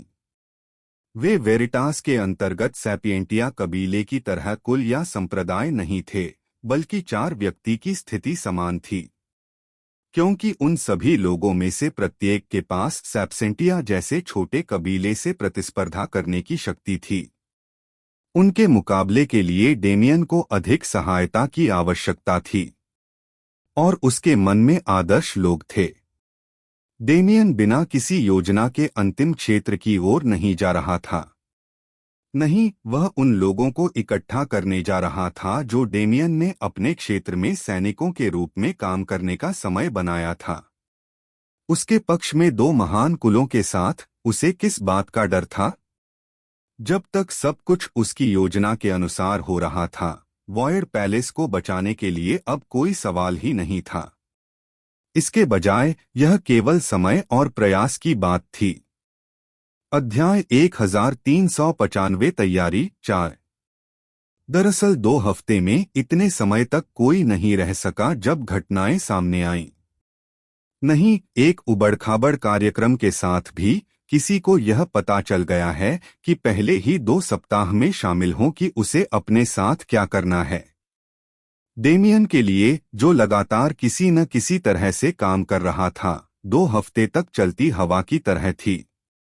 इससे पहले कि वह उन्हें महसूस करने की उम्मीद कर पाता, वे जा चुके थे। क्या तुम आर्किटेक्चर जा रहे हो? जिसके साथ वह वही था जिसके साथ उसने पिछले 2 सप्ताह में सबसे अधिक समय तक बात की थी। वह एक गुमनाम चेहरा भी था, सेलेस्टे वेरिटास। बेशक मैं करता हूँ। क्या तुमने मुझसे उम्मीद की थी कि मैं जीवन भर बर्बाद रहूंगा? डेमियन दाखिल हुए। मेरा मतलब है, ये थोड़ा ज्यादा है, लेकिन सेलेस्टे ने नाहे चढ़ा लिया और उस पर नजर डाली उसके पीछे अपना चेहरा छिपा लिया। वह वही था जो उसे सबसे पहले मिला था। जब वे रॉकेट गुप्त क्षेत्र में थे, तब उन्होंने इतनी कुछ सीख ली कि आपके शरीर में बदलाव महसूस हुए, फिर भी उन्हें इस पर विश्वास नहीं हो रहा। अन्य लोगों के विपरीत उनके सबसे अच्छे गुणों के अनुसार उन्हें साहसपूर्वक निर्देशित किया गया। डेमियन को ठीक ठाक पता था कि उन्हें क्या करना चाहिए। उसे पता था कि गैब उसे कैसे मदद कर सकते हैं, और उसकी मदद से उसने ऐसे परिणाम देखे जो उसने पहले कभी नहीं देखे थे। इस प्रकार जब वे वेरिटास गैरकानूनी थे, तो उन्होंने बिना किसी उत्साह के उसे पाया और उसे सिखाने के लिए कहा। डेमियन स्वाभाविक रूप से आगे था। उसके पास ऐसा न करने का कोई कारण नहीं था, और वह सेलेस्टे का भी काफी शौकीन था। उसने उसे एस्टोरिया की याद दिलाई, और उसकी शक्ति दिलचस्प थी। उसे बोल्ट और उसके अंदर की रहस्यमय अराजकता को समय के साथ और अधिक विकराल होते देखने में आनंद मिलता है। आज उन्होंने किसी अन्य तरह का एक प्रशिक्षण सत्र समाप्त कर दिया है। अंतर केवल इतना था कि यह सामान्य से अधिक गहन था, लेकिन राक्षसी प्रशिक्षकों की तरह डेमियन भी इसकी गहनता से भरा हुआ था। लेकिन सेलेस्टे ने भी इसे बहुत अच्छी तरह से चित्रित किया था, जैसा कि उसने देखा था। यह उनकी आखिरी बार एक साथ ट्रेनिंग होगी। मुझे उम्मीद है कि आप थोड़ी देर और रुकेंगे। यह कहते हुए वह शर्मा गया, परंतु उसे लगा कि वह बिना किसी तट के यह कह रहा है। उनके दिल में भावनाएं विशेष रूप से रोमांटिक नहीं थीं, लेकिन एक दूसरे की पहचान उसी समय हुई जब डेमियन निश्चित रूप से अपने जीवन में एक महत्वपूर्ण व्यक्ति बन गए। दुर्भाग्य से वह अपने उम्मीदों पर खरा नहीं उतर सका। इतना भावुक मत हो, बच्चू, डेमियन ने एक बड़े भाई की तरह अपने बालों को हिलाते हुए मजाक किया। आपको शायद पहले से ही पता होगा कि मैं कहाँ जा रहा हूँ और क्या करने की योजना बना रहा हूँ, तो इसे इतना बड़ा सामान क्यों मिल रहा है? आखिरकार हम एक दूसरे से फिर मिलेंगे। मुझे पता है, लेकिन फिर भी यह क्या खतरनाक नहीं है? ऐसा कोई रास्ता नहीं है कि यह नहीं होगा, लेकिन मुझे अभी भी यह करना है ना? अगर ऐसा होता तो क्या आप भी ऐसा नहीं करते? वह अपना खंडन नहीं कर सका। पब फ्यूचर द्वारा विज्ञापन। उसने सोचा कि यह बहुत अच्छा से छिपा हुआ है, लेकिन ऐसा लगता है कि उसे बहुत पहले ही अपनी पहचान का पता चल गया था। उन्होंने इसके बारे में विचार करते हुए कुछ भी नहीं कहा था। हाँ, यदि वॉयड पैलेस की स्थिति वेरिटास में होती है, तो वह भी वैसा ही कार्य करता है जैसा उसने किया था। नहीं, वह शायद इसके बारे में कहीं और अधीर रही होगी। तथ्य यह है कि वह काफी समय तक इंतजार कर रही थी। टीम की इच्छा पर काम किया जा रहा था, ताकि वह अपने घर वापस आए लोगों के समर्थन के लिए पर्याप्त शक्ति हासिल कर सके। काफी वृद्धि हुई थी, क्योंकि वह आश्वस्त थी कि वह अपनी स्थिति में ऐसा नहीं कर सकता था। क्या कोई कर सकता है? VLB1N इस अध्याय को प्रस्तुत करने वाला पहला मंच था। सेलेस्टे के पास जाने का कोई रास्ता नहीं था, लेकिन उसे पता चला कि डेमियन एक खास किरदार था, और वह कुछ देर और उसके साथ रहना चाहती थी। वह निश्चित रूप से अपने विकास का सबसे अच्छा रास्ता निकाल चुका था, लेकिन वह क्या कर सकता था? उसे जाने से कोई रोक नहीं सकता था, और वह वेरिटास को भी नहीं छोड़ सकता था। तब वह आपके सामने एक विशाल हाथ में हाथ डाले एक तरफ की ओर इशारा करते हुए उसके सामने खड़ा हो गया। आप क्या करते हैं, अध्यापक? डेमियन ने खुद को इतने जोर से चिल्लाने से बाधित पाया कि जोरदार आवाजें उठीं। सेलेस्टे ने अपने शरीर को सीधा कर लिया, और एक सैन्य अधिकारी की तरह की कठोर हरकत के साथ, जो वर्षों से ऐसा कर रहा था, वह पूरे 90 डिग्री तक हिल गया। आपके मार्गदर्शन के लिए धन्यवाद।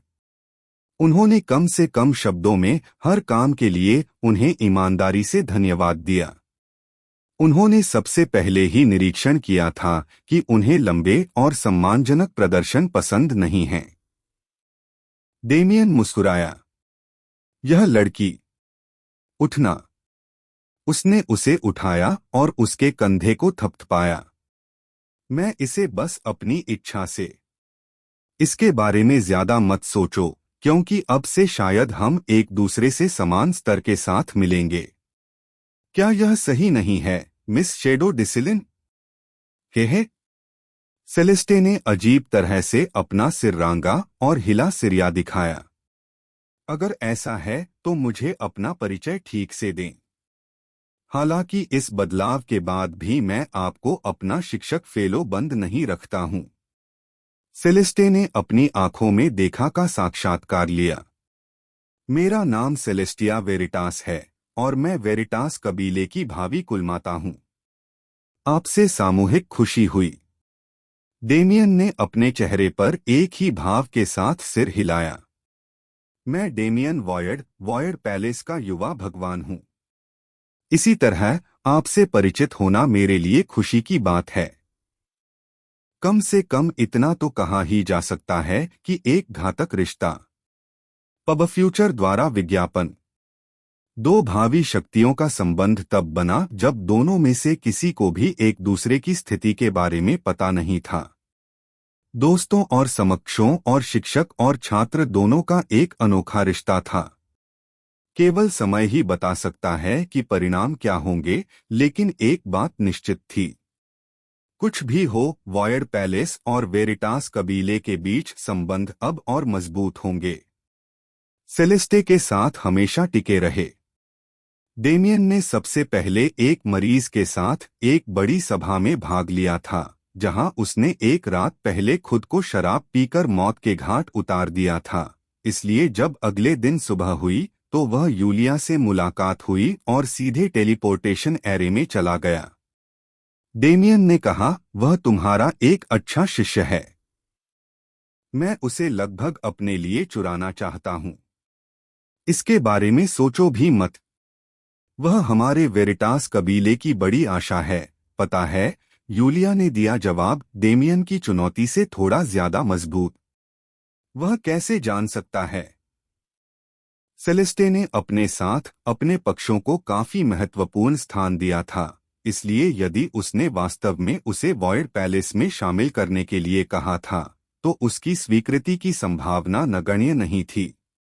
यूलिया को केवल इस बात से राहत मिल सकती थी कि वह कभी कभी इस बात को सामने नहीं लाती थी। उसके साथ जल्दी ही सीमा रेखा खींच दी जाती थी। आपके पास हमारे संपर्क हैं, है ना? उन्होंने पुष्टि की।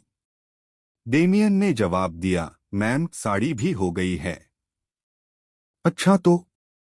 यूलिया रुक गई और उसकी ओर मुड़कर देखने लगी। वे पहले ही टेलीपोर्टेशन एरे पर पहुंच गए थे और उनके पास एक साथ रहने का समय अधिक नहीं था। यह आसान लड़ाई नहीं होगी, लेकिन हम इसे आपके साथ लड़ेंगे। मैं ईमानदारी से आपके भविष्य के सभी प्रयास में आपके अच्छे भाग्य की कामना करता हूं।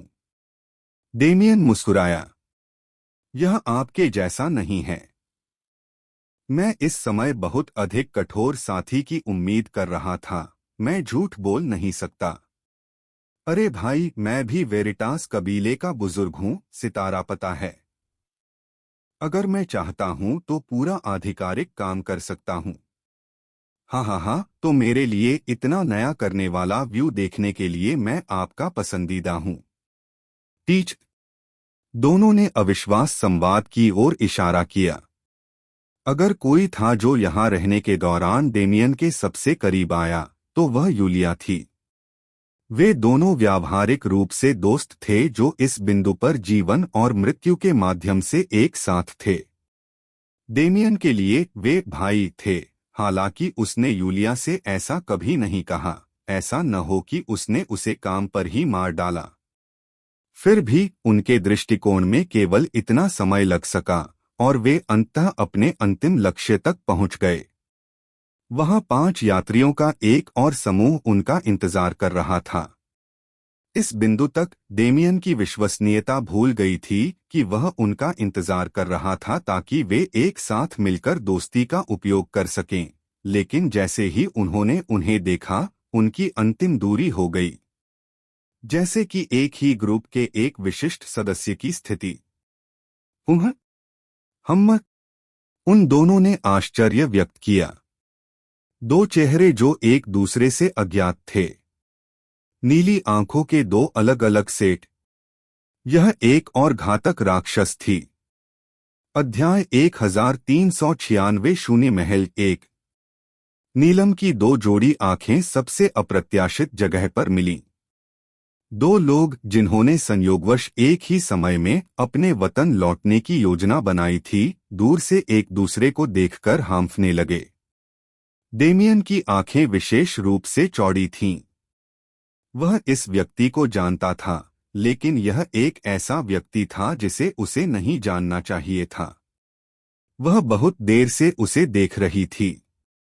उसने अपने जीवन का 1 दशक से अधिक समय उसके कारनामों के पीछे उन कारणों से बिताया जिन्हें वह अभी भी समझ नहीं सका। वह महिला है, कोई ऐसा व्यक्ति जिसे वह अपने समय से वास्तविकता से बाहर से जानता था। यिरेन शून्य, वह छोटी बहन जिसके बारे में वह कभी नहीं जानता था कि वह उसके पास है। वह जो समझ सका उसके अनुसार यिरेन दांते की गोद ली हुई बेटी थी और उससे कई दशक छोटी थी।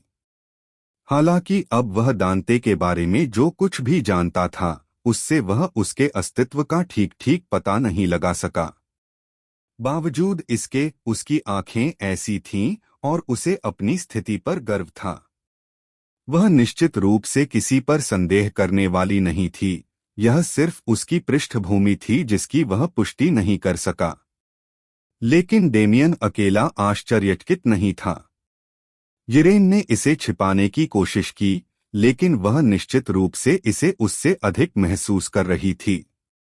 आखिरकार उसने यहाँ उसकी कभी उम्मीद नहीं की होगी, यहाँ तक कि अपनी बेतहाशा कल्पना में भी नहीं। डेमियन अभी हाल ही में स्वर्गीय दुनिया में गया था, जिसे वह जानती थी कि ऐसा होगा, लेकिन वह कम समय में वेरिटास कबीले के विशेष टेलीपोर्टेशन एरे तक पहुंचने में कैसे कामयाब रहा। इतना ही नहीं, वह अब इस हद तक शक्तिशाली हो गया था कि वह उसकी आभा को महसूस नहीं कर सकती थी, और उसकी आंखों में। वह जानता है कि मैं कौन हूं। यह कैसे संभव हुआ? जिस समय डेमियन प्राचीन युद्ध क्षेत्र में गया था, उसी समय यिरेन निचले ब्रह्मांड से गायब हो गया था। जहां तक उस बूढ़े आदमी की बात है जिसके साथ वह यात्रा कर रही थी, उसका जीवन जल्द ही समाप्त हो रहा था। वह एक ऐसे व्यक्ति के साथ बातचीत करना चाहता था जिसे वह देखना चाहता था, इसलिए वह तब तक लक्ष्यहीन रूप से भटकने के लिए रसातल में चला गया जब तक कि सही समय नहीं आ गया। तार्किक रूप से कहें तो जब तक उसने डेमियन को नहीं बताया, डेमियन के पास जानने का कोई रास्ता नहीं था। लेकिन उसे जानते हुए भी उसने डेमियन को कुछ भी नहीं बताया और जोर देकर कहा कि एक युवा प्रतिभा के लिए अपना रास्ता खुद खोजना बेहतर होगा। तो यह स्थिति क्या थी? अब उन्हें क्या करना चाहिए था? वे दोनों जानते थे कि उन्हें दूसरी पार्टी द्वारा पहचाना जाता है, और वे दोनों कनेक्शन के उस बिंदु को जानते थे जो उन्हें एक साथ लाया था। लेकिन हमने कभी बातचीत नहीं की, इसलिए मुझे नहीं पता कि उससे कैसे संपर्क किया जाए। यह मेरे लिए एक नया अनुभव है। इस समय डेमियन कई लोगों का बड़ा भाई था। उन्होंने यह भूमिका निभाई थी और अपने कारनामों के माध्यम से एक परिवार बनाया था, लेकिन यह अलग था। वह व्यक्ति थी जिसे उसके पिता ने गोद लिया था। वह परिवार की एक सदस्य थी जिसे वह नहीं जानता था। उसने उसके साथ बातचीत का उल्लंघन कैसे किया? डेमियन ने गहरी सांस ली और खुद को शांत किया। अभी समय नहीं है। यिरेन इस समय कुछ अन्य महिलाओं के साथ थी जो जाहिर तौर पर उसकी दोस्त थीं। पब फ्यूचर द्वारा विज्ञापन। अब बिछड़े हुए भाई बहनों के बीच अजीब बातचीत का समय नहीं था।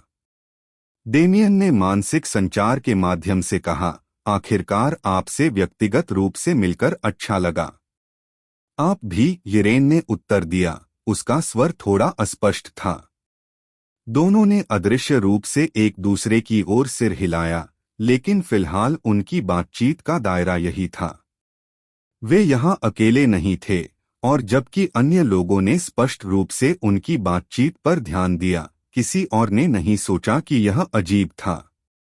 उनकी बैंगनी आंखें उनकी पहचान और वे एक दूसरे को कैसे जानते थे, इसका संकेत देती थीं। जहां तक उनके रिश्ते की बात है, तो उन्होंने जो अनुमान लगाए थे, वे केवल अनुमान ही रह जाएंगे कि वॉयड पैलेस कितना गुप्त था, इसलिए उन्होंने उनका मनोरंजन करने की जहमत नहीं उठाई। किसी बाहरी बातचीत की कोई जरूरत नहीं थी। उपस्थित किसी को भी इस बारे में स्पष्टीकरण की आवश्यकता नहीं थी कि टेलीपोर्टेशन सरणी कैसे काम करती है, इसलिए यूलिया के साथ कुछ और शब्दों के बाद डेमियन आगे बढ़े और यिरेन के समूह के साथ गठन में प्रवेश किया। फॉर्मेशन का संचालन करने वाले व्यक्ति ने कमांड दर्ज करते समय कुछ सेकंड का नोटिस दिया और जल्द ही स्थान में उतार चढ़ाव शुरू हो गया। डेमियन ने एक गहरी सांस ली जब उसने महसूस किया कि वास्तविकता उसके चारों ओर घूम रही है। जब वह स्थानिक गलियारे से गुजरा तो उसका दिल तेजी से धड़कने लगा। उनके विचार गंतव्य पर इतने केंद्रित थे कि वे सरणी के माध्यम से बनाए गए स्थानिक गलियारे की मजबूती और सुरक्षा पर आश्चर्यचकित नहीं हो सके। और देखते ही देखते नजारा बदल गया। वे उसी कमरे के समान दूसरे कमरे में थे जहां से वे अभी निकले थे, हालांकि उन्हें घेरने वाले लोगों में से कोई भी नहीं बचा था। यह केवल उनका समूह और एक अन्य टेलीपोर्टेशन एरे ऑपरेटर था, जो उन्हें देखते ही तुरंत झुक गया। वापस स्वागत है, प्रथम युवा महिला। मम्मा, यिरेन ने उपेक्षापूर्वक उत्तर दिया। वह सरणी से बाहर निकली और कमरे से बाहर निकलने लगी। उसका समूह विनम्रता से उसका पीछा कर रहा था। लेकिन इससे पहले कि वह पूरी तरह से चली जाती, वह पीछे मुड़ी और डेमियन की ओर देखा। तुम्हें साथ आना है या नहीं? मुझे, उसने आश्चर्य से जवाब दिया। डेमियन ने वह सब कुछ देखा जो यिरेन ने किया था जब वह उसे निचले ब्रह्मांड में देख रही थी। वह इस बात पर बिल्कुल स्पष्ट था कि उसकी यह बहन उसे पसंद नहीं करती। तो वह उसे इस तरह क्यों पुकार रही थी? हाँ? यिरेन ने उसकी अभिव्यक्ति को पढ़ते हुए आह भरी। वह कम से कम उसके विचारों का मर्म तो समझ सकती थी। इससे कोई फर्क नहीं पड़ता कि हम एक दूसरे के बारे में क्या सोचते हैं। जब से आप यहाँ हैं, आप यहाँ हैं। वह अपने चेहरे के भाव छिपाते हुए मुड़ गई। मुझे पता है कि यह थोड़ा अजीब हो सकता है, लेकिन मैं तुम्हें उनसे मिलवाने ले जाऊंगा। किससे मिलें? डेमियन को उत्तर पता था, लेकिन वह फिर भी इसे सुनना चाहता था। और कौन? यिरेन ने दूर हटते ही जवाब दिया। आपका परिवार। वो शब्द, ये वे शब्द थे जो वह इतने समय से सुनना चाहता था। पब फ्यूचर द्वारा विज्ञापन। परिवार हो? डेमियन मुस्कुराया। तो फिर चलो उनसे मिलने चलते हैं। यिरेन के समूह का अनुसरण करते हुए वह भी आगे बढ़ा। जैसे ही वह टेलीपोर्टेशन रूम से बाहर निकला और बाहर के दृश्यों को देखा, आखिरकार वह अंदर आ गया। वह यहाँ था। यह था वह स्थान जिसके लिए वह तरस रहा था। शून्य महल। कहीं बहुत दूर नहीं, फिर भी बहुत करीब नहीं। एक महिला अपने निजी क्वार्टर में बैठी बिना सोचे समझे बाहर के दृश्यों को देख रही थी। उसे यहाँ आए हुए कुछ समय बीत चुका था। बेशक वह चूक गई, लेकिन साथ ही उसे उन दृश्यों की आदत हो गई थी जिन्हें वह हर दिन देखती थी। ऊंची इमारतें, हलचल भरी सड़कें और प्रौद्योगिकी का स्थान अब मुक्त भूमि के अंतहीन विस्तार ने ले लिया है। वहां अभी भी ऊंची इमारतें थीं, लेकिन वास्तुकला उस समय की तुलना में अधिक पुरातन थी, जिसकी वह आदी हो चुकी थी। प्रौद्योगिकी अभी भी थी, लेकिन अब यह बिजली के बजाय मन पर आधारित थी। किसने सोचा होगा? उस स्थान पर उसने केवल लगभग 50 वर्ष ही बिताए थे, फिर भी उसके चमत्कारों की स्मृतियां इस स्थान, उसके घर की किसी भी स्मृति से कहीं अधिक थीं। और सबसे महत्वपूर्ण बात यह है कि जिन लोगों को वह प्रिय मानती थी वे गायब थे। जिन दो लोगों का उसके दिल में सबसे ऊंचा स्थान था, उनमें से कोई भी यहां नहीं था। यह अकेला है। वह अकेली नहीं थी, लेकिन ऐसे समय में वह अकेलापन महसूस करने से खुद को रोक नहीं पाती थी। जब उसके आसपास के लोग उसके मन को इससे हटाने की पूरी कोशिश करते थे, तो उसे नजरअंदाज करना आसान था, लेकिन जब उसे अपने उपकरणों पर छोड़ दिया गया तो क्या हुआ? वह केवल उनके बारे में सोच सकती थी। वे कहाँ थे? वे क्या कर रहे थे? क्या वे सुरक्षित थे? वह उनके व्यक्तित्व को जानती थी। उसके लिए यह विश्वास करना कठिन था कि उनमें से कोई भी अभी ठीक कर रहा है, लेकिन उसे यह विश्वास करने के लिए खुद को मजबूर करना पड़ा, क्योंकि यदि वह ऐसा नहीं करती तो वह अलग हो जाती। हम एक दूसरे को दोबारा कब देख सकते हैं? उसके पति, वह आदमी जिससे वह प्यार करती थी, वह उसे दोबारा कब देख सकेगी? और उसका बेटा, एक दुर्भाग्यपूर्ण भाग्य वाला लड़का, फिर भी एक ऐसा लड़का जिसकी आंखें हमेशा किसी भी सितारे से अधिक चमकती थीं। उसे उम्मीद थी कि वह अपना जीवन अच्छे से जी रहा होगा। वह चाहती थी कि वह उसे अपने पंख फैलाते और फलते फूलते देख सके, लेकिन भाग्य को इसकी इजाजत नहीं थी। और अब वह सीमा जिसने उन्हें अलग किया था, वह इतनी घनी थी कि वह उसे जल्द ही देखने की उम्मीद भी नहीं कर सकती थी। या कम से कम यही उसका विचार था, उस दिन तक जब तक वह संदेश नहीं आया। उनकी गोद ली हुई बेटी का एक संदेश, जिसे वह सारा प्यार मिला जो वह इन वर्षों में अपने बेटे को नहीं दे सकी। डेमियन वॉयड पैलेस में पहुंचे थे। एक 3970 महल 2 दक्षिणी को वेरिटास कबीले के पूर्वी क्षेत्र की तुलना में अलग अलग तरह के क्षेत्र से संरक्षित किया गया था। वॉयड पैलेस सबसे दक्षिणी रियासत में स्थित था और शेष रियासत ने अपना घर बना लिया था। मुख्य महल क्षेत्र के दक्षिणी तट पर स्थित था, जो कोटा सागर की सीमा पर था, जो इसे अन्य सभी से अलग करता था। और पूर्वी क्षेत्र के विपरीत, जहां सब कुछ अलग अलग था, वॉयड पैलेस के अंतर्गत 4 छोटे कबीले भी समान रूप से रहते थे। वे सभी करीब रह रहे हैं और अपनी अपनी विचारधारा बंद कर रहे हैं। तुलना पर वे अपनी अंतिम वापसी की थी, क्योंकि वे चारों ओर से सेना से मिले थे। यह एक सुंदर प्रदेश था। वास्तुकला शैली मुख्य रूप से पश्चिमी थी, जिसमें बड़े महल और संपत्तियां थीं जो आपके लिए सुंदर थीं। जहां डेमियन दिखाई दिया, वह मुख्य महल के अंदर था।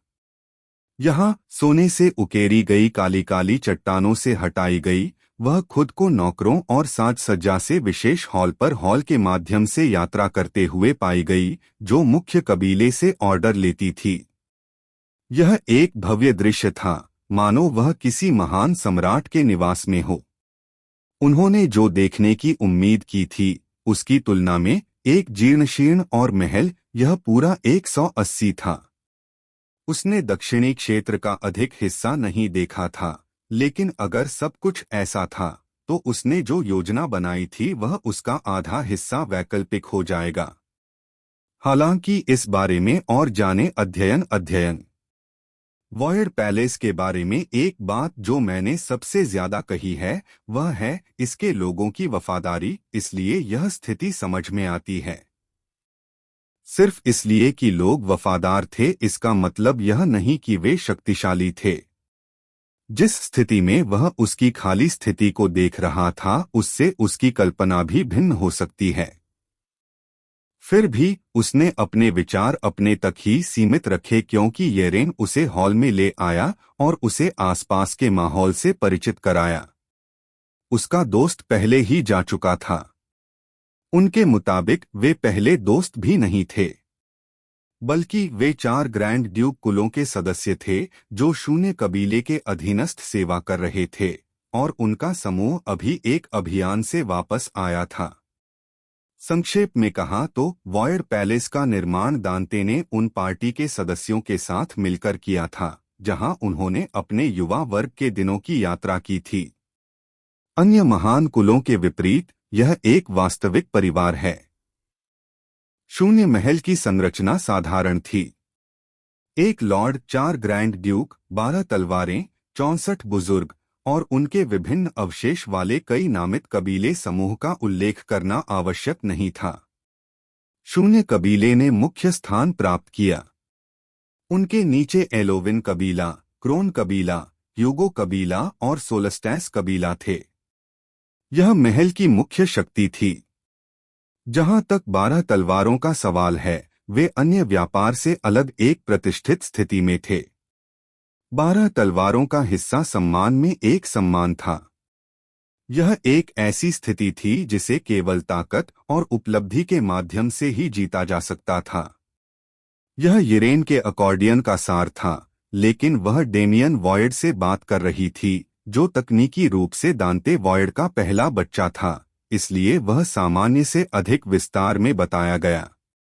ग्रैंड ड्यूक्स का मुख्य कर्तव्य 12 तलवारें हैं जब बड़ों की बात आती है, लेकिन इससे भी ज्यादा आम लोग। इस सूची में काफी विस्तार था और डेमियन ने अपनी हर बात पर ध्यान आकर्षित किया। वह इन दस्तावेजों को अपने दिमाग से अलग नहीं कर सका क्योंकि इस भविष्य के स्थान का मार्ग निर्धारित करने के लिए उनके लिए सबसे महत्वपूर्ण तथ्य थे।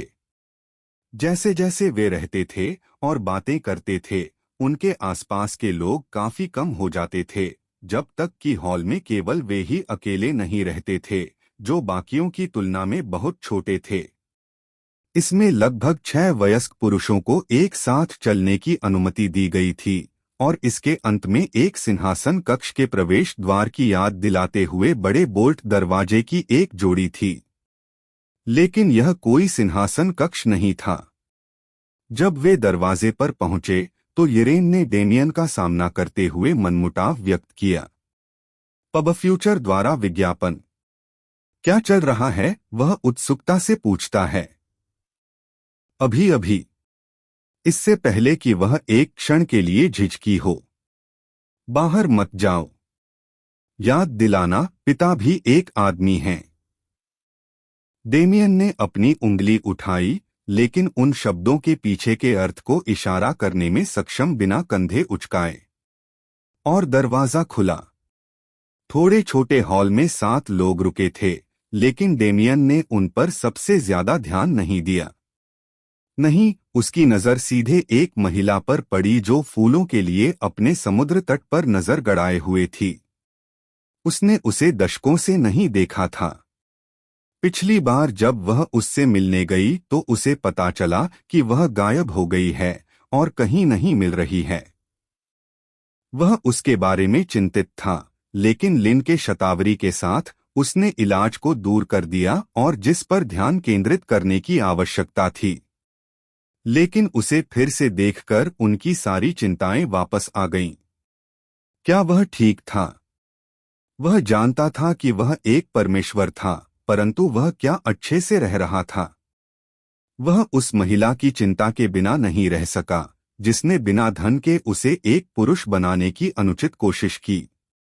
उन्होंने बिना रुके काम किया, लेकिन अब वह हमेशा खुश हैं क्योंकि उनकी जिम्मेदारियां कम हो गई हैं। वह उसे फिर से देखना चाहती थी और वह उसे आदमी दिखाना चाहती थी जो वह बनती थी।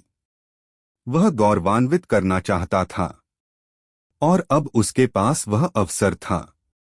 माँ, वह बमुश्किल अपनी आंखें रोक सका। वह रोना चाहता था, परंतु यहाँ वह नहीं रो सका। इसके बजाय वह आगे बढ़ी। इससे पहले कि कोई कुछ कह पाता, वह उसके सामने था। डेमियन, उसने कहा, उसकी आवाज टूट रही थी। मेरा बेटा।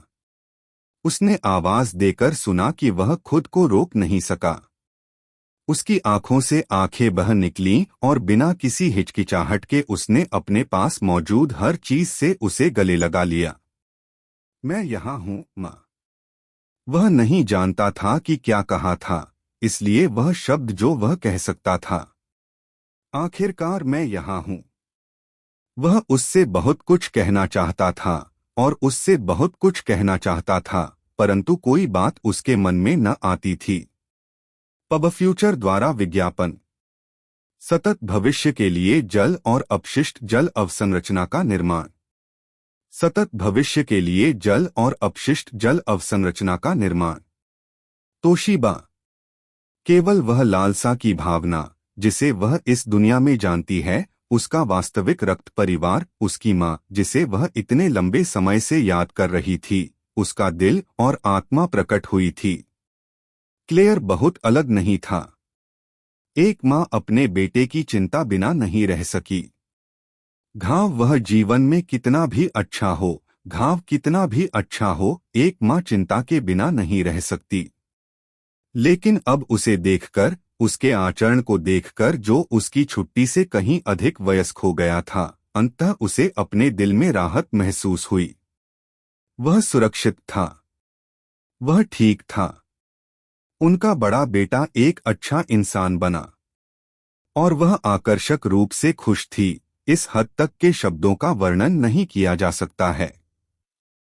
दोनों कई मिनट तक एक दूसरे को गले लगाते रहे। आखिरकार अलग होने से पहले वे रोए और उन सभी सामानों को दूर कर दिया गया जो वे इतने सालों से थे। यह माँ और बेटे के बीच एक हार्दिक पुनर्मिलन था, लेकिन दुर्भाग्य से वे अभी तक कुछ भी हासिल नहीं कर सके। कमरे में अन्य लोग भी थे। क्लेयर ने अपने चेहरे पर अपना हाथ रखा, आंखों में अज्ञात भाव से देखा। उसने कुछ कहा नहीं चाहा था, परंतु वह देख सकता था। शायद किसी ने नहीं देखा होगा, लेकिन वह देख सकता था। डेमियन एक घुमक्कड़ था। उनके पास असल घर में हाथी के लिए कभी कोई जगह नहीं थी। वह अपने लाभ के लिए लेकिन कई वर्षों के दौरान कई प्लास्टिक पॉलिटेक्निक में शामिल हो गई और उसने कई स्थानों पर संबंध बनाए। उसे गर्व से अपना घर देखने के लिए कभी कोई जगह नहीं मिली। वह हवा का आदमी था, एक ऐसा आदमी जो कदमों से हवा से और ब्रह्मांड से भारी था। खैर ही उसने इसे किसी से नहीं किया, लेकिन वह उसकी माँ थी। ऐसा कोई रास्ता नहीं था कि उसे ऐसा महसूस न हो। उनके दिल में एक ऐसा छेद था जो कभी बयान नहीं किया गया। लेकिन और नहीं, वह उसे अब और लक्ष्य के रूप में प्रदर्शित नहीं करती है, चूंकि अब जब वह अपने मूल स्वरूप में वापस आ गई थी, तो अंततः उसकी माँ की क्षमताएं विकसित हो गईं। आपका स्वागत है, उसने चिल्लाते हुए कहा, जब डेमियन ने उस ग्रुप को देखा जो उनके साथ कमरे में था। नहीं, उन्हें कॉल करने का यह सही तरीका नहीं था। क्लेयर रैंच का हिस्सा पीछे हट गया, क्योंकि वह उनमें से एक थी। वे एक थे। वे परिवार थे। और इस घर में स्वागत है, मेरे बेटों, जिसके घर में डेमियन ने अपने पूरे जीवन भर रहने की कामना की थी। अध्याय 1398 शून्य महल 3। डेमियन का एक परिवार था। डेमियन के पास एक घर था, लेकिन ये तो उनकी रचना की डेट थी। 3 साल पहले जब उनकी माँ बीमार पड़ी, तब से उनके पास कोई जगह नहीं थी। वह एक जगह से दूसरी जगह घूमती रही, यहाँ तक कि कई बार सड़कों पर भी सोया और आखिरकार उसे पहले डंग में फेंक दिया गया, एक ऐसी जगह जहाँ उसके पास इधर-उधर घूमने के अलावा कोई विकल्प नहीं था। चाहे वह मानव क्षेत्र में कहीं भी निरीक्षण हो, दैवीय क्षेत्र में कहीं भी या ब्रह्मांड में कहीं भी, उसे कभी भी अपने घर में जगह नहीं मिली, क्योंकि वहां ऐसी कोई जगह ही नहीं थी जहां वह रह सके। उपकरणों को जारी रखने के लिए अंततः उसे हमेशा के लिए नियुक्त करना होगा, इसलिए वह कभी कभी भी गहराई से जुड़े उपकरणों में शामिल नहीं होता है। इसके बजाय वह उन लोगों से संबंध बनाते हुए मिला था और वे उसके घर बन गए। सैंक्चुअरी इसलिए बनाई गई ताकि वे हमेशा उसके साथ रहें, ताकि उसे घर की भावना न मिले जो वह बहुत याद करती थी, लेकिन कभी कभी वहां कोई जगह नहीं थी जो उसके दिल के छेद को भर सके। सैंक्चुअरी इसलिए बनाई गई ताकि वे हमेशा उसके साथ रहें, ताकि उसे घर की भावना न मिले जो वह बहुत याद करती थी, लेकिन कभी कभी वहां कोई जगह नहीं थी जो उसके दिल के छेद को भर सके। उन्होंने इसे स्वयं एक परिवार का निर्माण और एक घर बनाकर पूरा किया। उसके पास जो कुछ था उसके पास वह था, लेकिन क्या यह कभी उसके दिल में घर की छवि के समान हो सकता है? यह नहीं हो सका। इस शून्यता को कभी भी उनकी भावनाओं के सामने नहीं लाया गया, क्योंकि डेमियन के बेलगाम पर्सन ने वास्तव में उन्हें एक घुमक्कड़ के गुण से शुरू किया था। उसने जीवन का भरपूर आनंद लिया, इतना लालसा के बावजूद वह कभी भी भावनाओं में नहीं डूबा। परंतु यह अभी भी वही था। शायद क्लेयर ने इस पर ध्यान देने से पहले ही इस पर ध्यान दे दिया था। यह हमेशा उसके दिल की गहराइयों में छुपा रहता था, कभी कभी उसे पूर्णता का एहसास भी नहीं होता था। लेकिन आज वह सब बदल जाएगा, क्योंकि क्लेयर के बेटे ने अपने को आखिरी तरीके से जीजा की इजाजत नहीं दी। NVLBN प्रेरणादायक दिमाग, रोशन करने वाली आत्माएं। वह उसे घर की देवी के रूप में नामित करता है, क्योंकि उसे हमेशा उसकी मां के रूप में रहना चाहिए। आओ डेमियन, मैं शहीद परिवार से मिलवाता हूं। वह कमरे में ले जाया गया और धीरे धीरे सभी लोगों से मुलाकात की और उनकी मदद की। आइए मेरे साथ शुरू करो, उसने कहा। आप? डेमियन अमेज़न से इकोनोबल उठा। मैम, क्या छोटी लाइन ने पहले ही नहीं बताया था? स्टार माँ का काफी कैरेक्टर है, क्या स्टार पता है? पिछला समय क्लेयर गौरव से मुस्कुराई। जबकि मुझसे पृथ्वी पर क्लेयर वॉटसन ने कहा था, मेरा असली नाम क्लेयर एलोविन है और मैं हमारे वॉयड पैलेस के एलोविन कबीले का प्रमुख हूं। डेमियन की चोट से आश्चर्यचकित हो गया। पब फ्यूचर द्वारा विज्ञापन। क्लेयर ने असल में धमाकेदार शुरुआत की।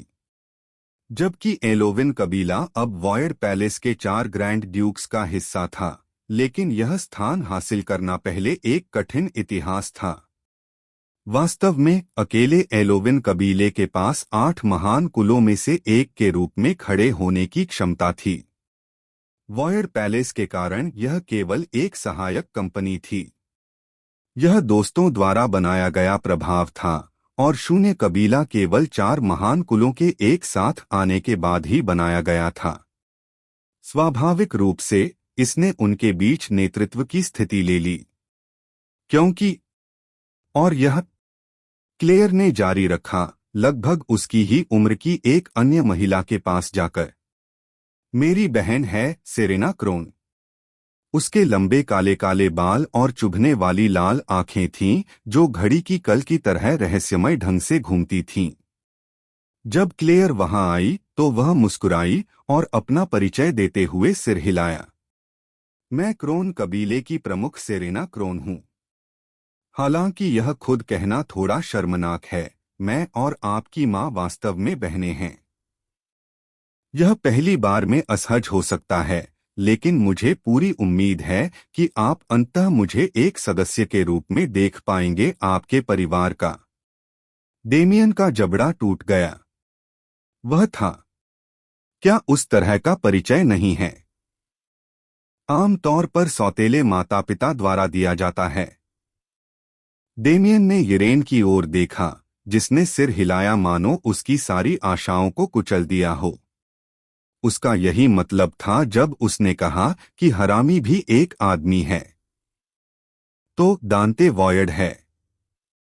लेकिन मैं भी। यह निश्चित रूप से कुछ है। डेमियन के विचार एक सेकंड के लिए टूट गए और पहली बात जो वह कहने में कामयाब रहा वह थी, आइए चीजें स्पष्ट कर लें। सबसे पहले, पहली पत्नी कौन है?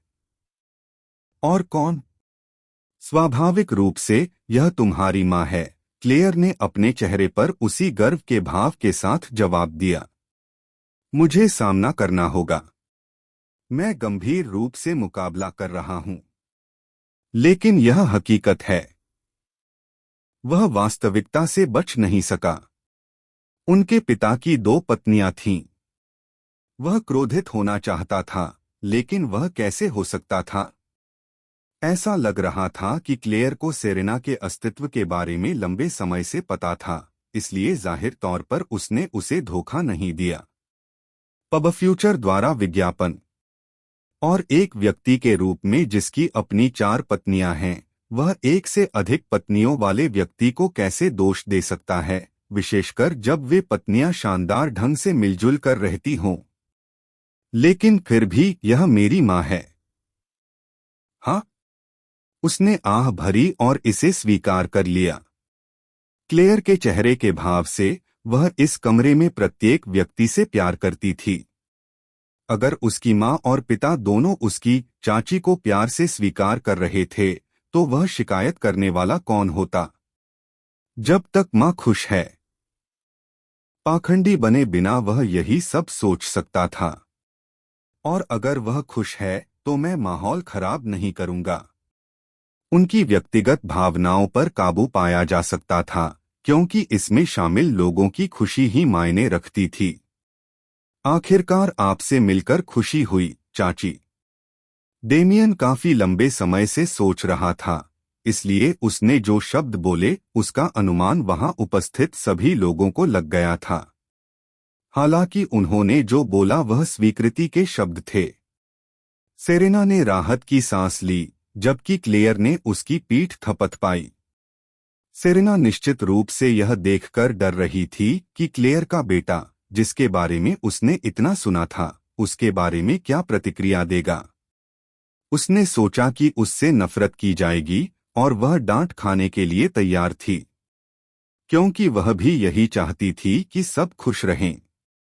दूसरी माँ की तरह का व्यवहार डेमियन के परिवार के परिचय से टूटना नहीं चाहता था, जिसे वह कभी नहीं जानती थी। उनके डिजाइन ने न केवल उन्हें राहत दी, बल्कि वहां मौजूद सभी लोगों के चेहरे पर मुस्कान ला दी। उनका परिवार मजबूत बंधन और निष्ठावान बना हुआ था। वे नहीं चाहते थे कि डेमियन की उपस्थिति खराब हो जाए, लेकिन वे इस बात की चिंता के बिना नहीं रह सकते थे कि क्या होगा जब कोई बाहरी व्यक्ति उनकी मान्यता को स्वीकार करने के लिए मजबूर करेगा। लेकिन उनका विचार शुरू से ही गलत था। डेमियन कभी भी बाहरी व्यक्ति नहीं था, और उन्होंने कभी भी अपने जैसा व्यवहार करने की योजना नहीं बनाई थी। वह अपनी पेंसिल पर मुस्कुराए। वे शास्त्रीय वैज्ञानिक थे। वह अभी तक उनमें से किसी का नाम नहीं जानता था, लेकिन उसने यह बताया कि वे किस तरह के लोग थे। इसके अलावा, भले ही मैं इसे देखने का प्रयास कर रहा हूं, लेकिन वास्तव में मैं इसे देखने से बच नहीं पा रहा हूं। उनकी आत्माएं पवित्र हैं। उनकी सच्ची भावना, जो उनके सिद्ध ऑलव्यूइंग आइज के कारण प्रकट हुई थी, ने उन्हें ऐसे मोड़ दिया जो उन्होंने केवल सबसे अच्छे लोगों के बीच देखे थे। वे कभी कभी मिले थे। तियान यांग और मैल्कम जैसे लोगों ने उन्हें सिखाया, वह और उनके दोस्त उनकी युवावस्था और लंबी चेन और सुरेन जैसे लोगों की मदद करते थे, जो उनके सबसे करीबी बन गए थे। ठीक है, उसने ताली बजाते हुए कहा। मुझे पता है कि यह एक सांकेतिक क्षण है, लेकिन इसके लिए इंतजार किया जा सकता है ना? रोने से पहले मैं कम से कम सभी का नाम जानना चाहता हूं। चारों ओर मुस्कुराहट और एक उल्लासपूर्ण सम्राट के साथ सभी ने एक साथ सिर हिलाया और परिचय शुरू हुआ। सचमुच एक बड़े परिवार की आकृतियां। डेमियन फिर से मुस्कुराया। यहां आने के बाद से उनकी तस्वीरें बंद नहीं हुईं। यह वास्तव में इतना बुरा नहीं है। अध्याय 1399 शून्य महल 4। डेमियन को जल्द ही उन सभी लोगों से मिलवाया गया जो वॉयड पैलेस का मूल हिस्सा थे, जो अब से उसका परिवार होंगे। सबसे पहले उनकी दत्तक बहन येरेन वॉयड आईं। वह बैच में दूसरी सबसे छोटी थीं, लेकिन उनकी अनोखी स्थिति के कारण उनकी वरिष्ठता बाकियों से ऊपर थी। दूसरी हेस्टिया वॉयड नाम की लड़की थी। वह क्लेयर की दूसरी संतान थी, उसकी रक्त संबंधी छोटी बहन थी और समूह में सबसे छोटी थी। वह बिल्कुल उसके जैसी ही दिखती थी, उसी बाल, आंखें और तीखे चेहरे के फीचर्स के साथ, लेकिन उसका व्यक्तित्व उससे बहुत अलग था। वह शर्मीली थी और जब उसका परिचय कराया गया तो उसने मुश्किल से एक शब्द भी कहा, लेकिन इससे उसका आकर्षण और बढ़ गया। वह अभी अभी 20 साल की हुई थी और वह पहले से ही चौथी श्रेणी की प्रैक्टिशनर थी। वह उस स्तर तक कैसे पहुंची, डेमियन को कोई अंदाजा नहीं था। वह केवल इतना जानता था कि शून्य कबीले की प्रतिभा विश्वास से परे अद्वितीय थी। अपनी मां की ओर से 2 बहनों के अलावा सेरेना की ओर से उनके 2 भाई भी थे। उनका नाम डोमिनिक और डेरियस वॉयड रखा गया। वे क्रमशः 150 और 100 वर्ष के थे, डेमियन से बड़े थे, लेकिन अजीब बात है कि उन्होंने ऐसा बिल्कुल भी नहीं किया। बल्कि जैसे ही उनकी बारी आई, वे उसके पास पहुंचे और उससे निचले ब्रह्मांड में उसके कारनामों और उसकी शक्ति के बारे में कई सवाल पूछे, जैसे कि वे छोटे भाई हों जो अपने बड़े भाई के विदेश यात्रा से लौटने का इंतजार कर रहे हों।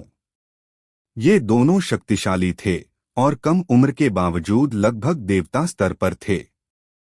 अपनी वर्तमान गति तक पहुंचने में उन्हें संभवतः केवल कुछ 100 वर्ष और लगेंगे।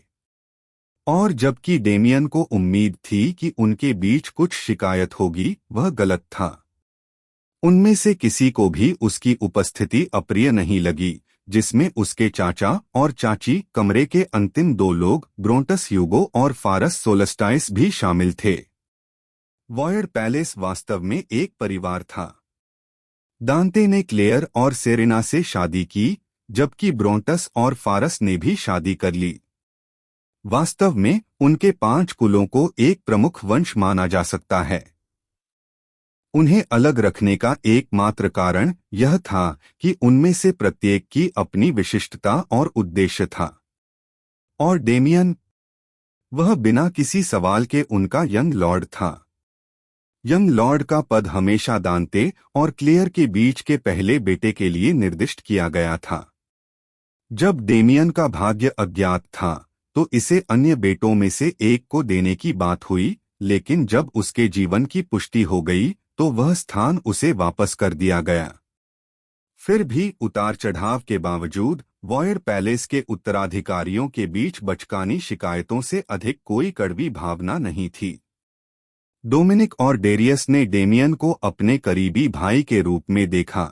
हेस्टिया ने उसे बड़े भाई के रूप में देखा जिसे वह हमेशा चाहती थी, हालांकि वह इसे स्वीकार करने में बहुत शर्मीली थी। और जबकि येरेन उसे स्वीकार करने के प्रति अधिक प्रतिरोधी है, उसने उसे देखने के बाद उसकी योग्यता पर संदेह करना बंद कर दिया। निचले ब्रह्मांड में विकास। जाहिर है, डेमियन यहाँ रहने के दौरान कम समय में उनमें से प्रत्येक के करीब नहीं आ सका, लेकिन यह कुछ ऐसा था जिसे समय के साथ विकसित किया जा सकता था। पब फ्यूचर द्वारा विज्ञापन। एक बार जब परिचय समाप्त हो गया और कुछ बातचीत हो गई, तो परिवार के बाकी सदस्य उस क्षेत्र से चले गए ताकि क्लेयर अपने बेटे के साथ कुछ अकेले समय बिता सके। यह स्पष्ट था कि उनके पास पकड़ने के लिए बहुत कुछ था। उन्होंने वास्तव में ऐसा किया। जब वे आखिरकार अकेले रह गए तो क्लेयर व्यावहारिक रूप से टूट गई। उसके आंसू बहुत देर तक नहीं रुके, इस हद तक कि डेमियन भी खुद को रोक नहीं सका। लेकिन अंततः वे बातचीत में शामिल हो गए। डेमियन उसे सब कुछ बताने में सक्षम था। जिस क्षण से उसने उसे एपिरॉन में छोड़ा था, उस क्षण से लेकर उस क्षण तक जब उसने उसे स्वर्गीय दुनिया में फिर से देखा था। क्लेयर एक भगवान था। उसने अपने खतरों और भाग्य का काफी अनुभव किया था। हालांकि अपने बेटे की कहानियां सुनना एक पूरी तरह से अलग राक्षस था। बटलर सेबस्टियन के खिलाफ उसकी लड़ाई जैसी छोटी छोटी बातों के बारे में सुनकर उसे लगभग दिल का दौरा पड़ गया। जब उसने प्राचीन युद्ध क्षेत्र की घटनाओं के बारे में सुना तो उसकी प्रतिक्रिया की कल्पना की जा सकती थी। वह नहीं चाहती थी कि उसका बेटा इतना खतरनाक काम करे, लेकिन चूंकि वह इसके बारे में कुछ नहीं कर सकती थी, इसलिए वह चाहती थी कि कम से कम वह ऐसा करते समय सावधानी बरते। यह जानना कि वह जीवित रहने की पूरी कोशिश कर रहा है, वह सबसे अधिक मांग थी। बेशक डेमियन आसानी से उस समय का उल्लेख करना भूल गया जब वह वास्तव में मर गया, लेकिन क्लेयर को यह जानने की जरूरत नहीं थी, है ना? मेरा बेटा। उसकी आवाज में दुहक की झलक थी। तुम्हारे साथ मौजूद न रहने के लिए मैं वास्तव में माफी चाहता हूँ। वह जानती थी कि माफी मांगना पर्याप्त नहीं है, लेकिन फिर भी उसने माफी मांगी। उसे वास्तव में उसके साथ न होने का अफसोस था, लेकिन उनकी परिस्थितियां उन्हें बाकी सभी के साथ पारिवारिक संबंध बनाने की अनुमति नहीं देती थीं। इससे वह बेहद दुखी हो गई, लेकिन यह हकीकत थी। नहीं, यह तब तक वास्तविकता नहीं थी जब तक डेमियन ने यह न कहा हो। माँ, आप ऐसी बातें नहीं कह सकती। मेरे लिए आप सबसे उत्तम माँ हैं जो मैं मांग सकता हूँ। जब आप अपने सबसे निचले स्तर पर थीं, तब भी आपने मुझे खुशी देने के लिए हर संभव प्रयास किया।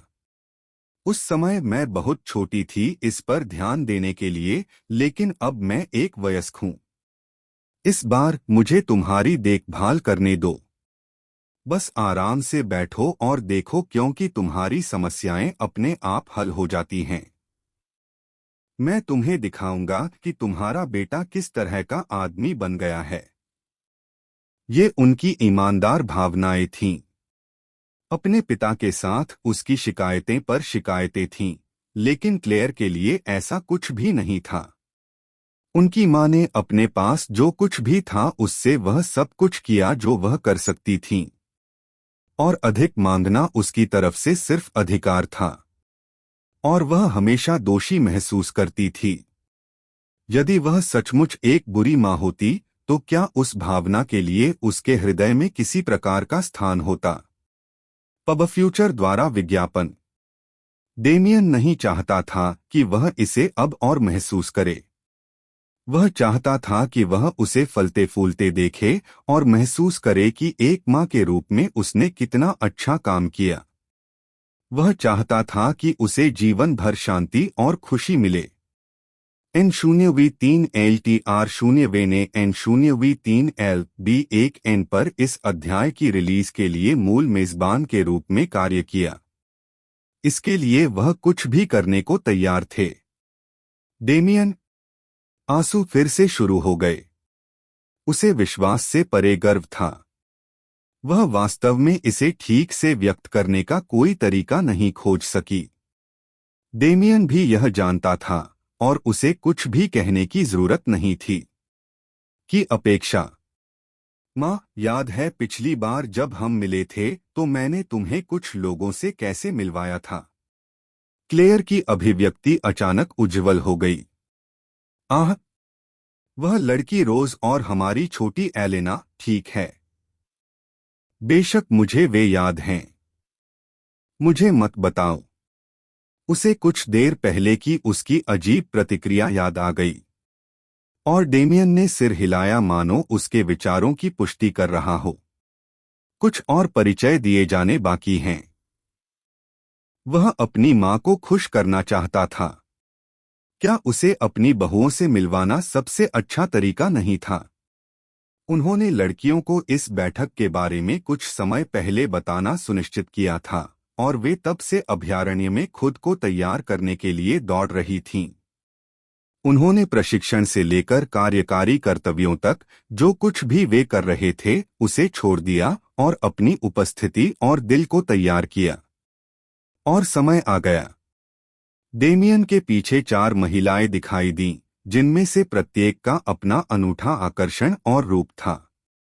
फिर भी उनमें एक बात समान थी कि वे कैसे अजीब तरह से छटपटा रहे थे, क्योंकि वे माता-पिता के साथ इस बैठक के लिए खुद को तैयार करने के लिए संघर्ष कर रहे थे, जो लगभग पर्याप्त पूर्व सूचना के बिना हुई थी।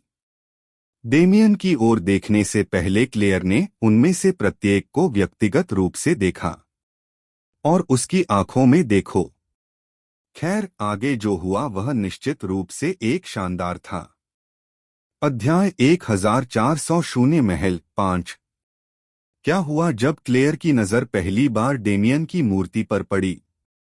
खैर, जाहिर तौर पर उसने उसे चाकचौंध से परे गौर कर को देखा, कुछ ऐसा कि वह अंदर तक डूब गया। इसके बाद क्या हुआ? इस अध्याय का मूल स्वरूप VL1N पर पाया जा सकता है। अच्छा, मैं भी जानना चाहता हूं। दुर्भाग्य से डेमियन को तुरंत अपने कमरे से बाहर निकाल दिया गया ताकि महिलाएं एक दूसरे से बात कर सकें। उसने केवल यही आशा की थी कि उसकी मां वकालत स्वीकार कर लेगी, लेकिन वह बहुत चिंतित नहीं थी। आखिरकार वह उसकी मां थी। वह निश्चित रूप से इसके बारे में गैरमानवीय इच्छा और अपने मूल्यांकन के दावे के बारे में था, लेकिन वह एक अनुचित व्यक्ति नहीं था। अगर उनकी खुशी असली है तो वह इतनी अपमानजनक नहीं है। साथ ही उसे भी डेमियन जैसी ही समस्या थी।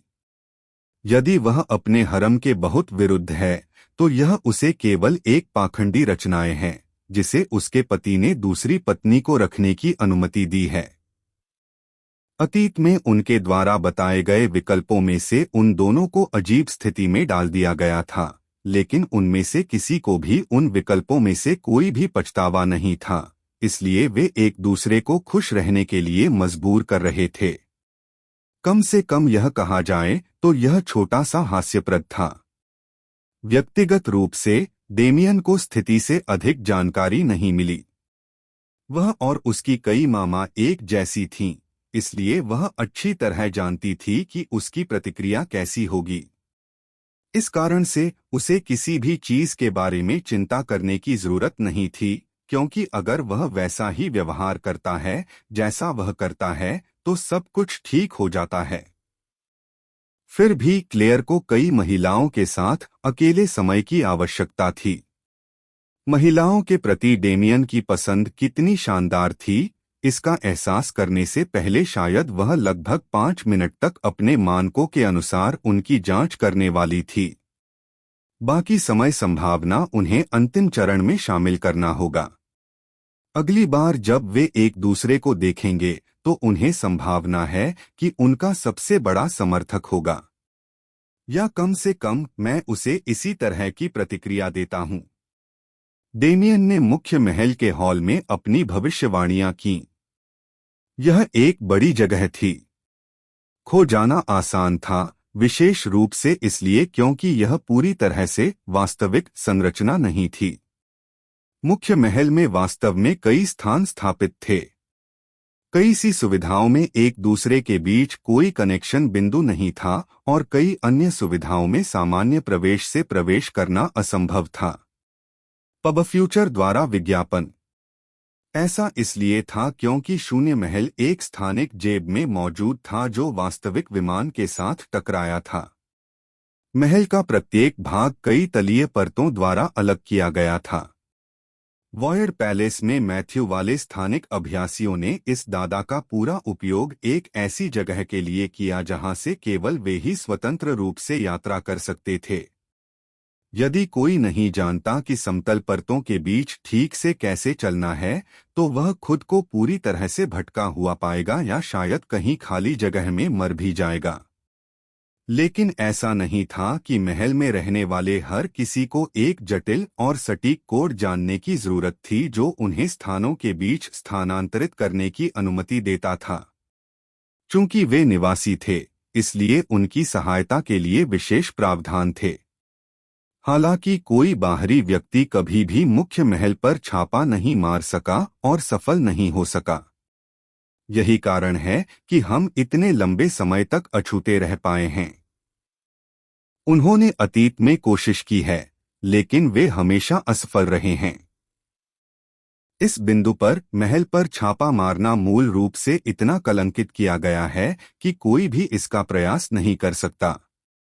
इस वजह से उन्होंने शून्य महल पर हमला करने के बजाय आसपास के क्षेत्रों पर हमला किया ताकि वे महल के प्रभाव का अतिक्रमण कर सकें और धीरे धीरे उन्हें तोड़ सकें।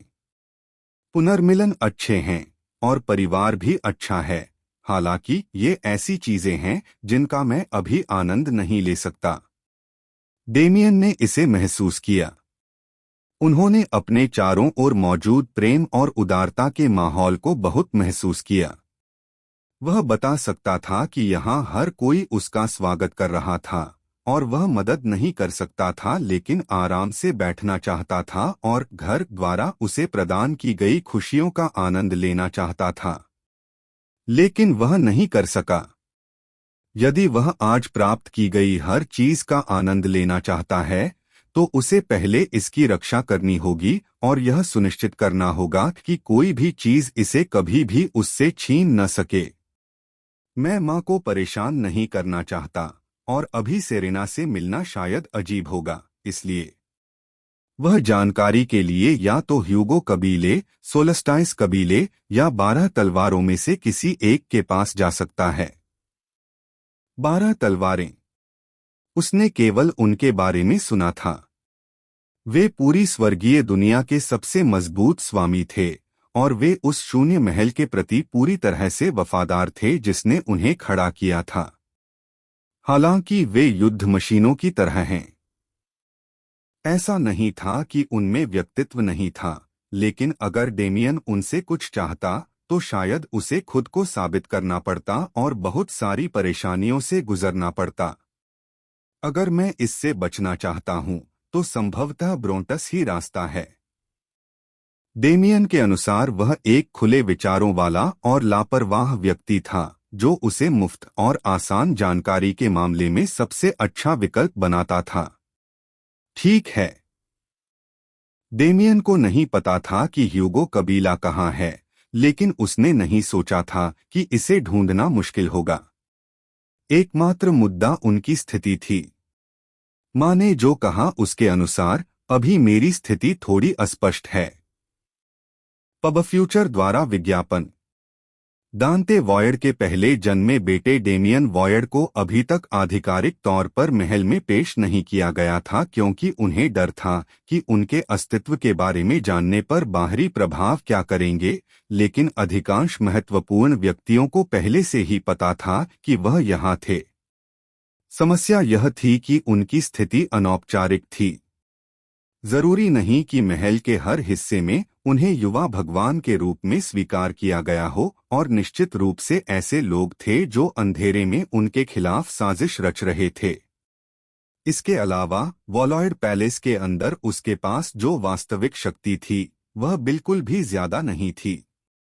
यह मूल रूप से एक कठपुतली की स्थिति है, एक आवरण जिसके अंदर कुछ भी नहीं है। डेमियन ने महल के माध्यम से अपना रास्ता बनाया। ह्यूगो कबीले के निवास की तलाश में उसे आसानी से सममितीय भूगोल का पता चल गया। लेकिन यह भी ठीक है, वह यहाँ अकेला नहीं था। नहीं, वह केवल अपने विश्वासियों या अपने दोस्तों या अपने हमवतन लोगों को नहीं लाया। वह केवल एक बल या सेना नहीं लाया। वह पूरे ब्रह्मांड को अपने साथ स्वर्गीय दुनिया में ले आया। और अतीत में न जाने कितने वर्षों से वह उस ब्रह्मांड का उपयोग एक ऐसी सेना की स्थापना के लिए कर रहा था जो केवल उसकी प्रति निष्ठा थी। अब तक उनके पास जाने के लिए कुछ भी नहीं है। उन्होंने यूनिवर्स के युद्ध में कुछ हद तक भाग लिया था, लेकिन यह आपके कुछ कौशल का परीक्षण करने के लिए एक खेल के मैदान में था। उन्होंने पहले कभी वास्तव में एक सेना के रूप में काम नहीं किया था। और किसी भी चीज से ज्यादा व्लॉयड पैलेस के पास अपनी सेना नहीं है। बहुत सारे असंबद्ध लड़ाकू सैनिक हैं, लेकिन वास्तविक युद्धों के लिए संरचित सेना जैसा कुछ भी इसमें नहीं है। उन्हें कभी इसकी जरूरत नहीं पड़ी। उनकी लड़कियों द्वारा बनाई गई लड़ाइयों में उनके द्वारा इस्तेमाल की जाने वाली व्लादिका वर्ग की छोटी संख्या में आतंकवादियों की सेना हमेशा से बेहतर थी। लेकिन अब नहीं। यह डेमियन के नियंत्रण में इस तरह नहीं रहेगा, क्योंकि अब जब से मैं यहां आया हूं, हम खेल नहीं सकेंगे। उन लोगों से सब कुछ वापस ले जा रहे थे जो अपनी चोरी करना बेकार समझ रहे थे, और वे सब कुछ भी ले जा रहे थे जो उन लोगों को प्रिय थे। एक बार हमारी दोनों सेनाएं संयुक्त हो गईं, एक बार मेरे महल को ठीक से नियंत्रित कर जरूरी, एक बार हम सभी आंतरिक समस्याओं का समाधान कर लें जो हमें अपनी पूरी क्षमता से काम करने से रोक रही हैं। डेमियन की इनोवेशन। मैंने स्वर्गीय दुनिया को याद दिलाया कि वे हमारे महल से क्यों पवित्र हैं।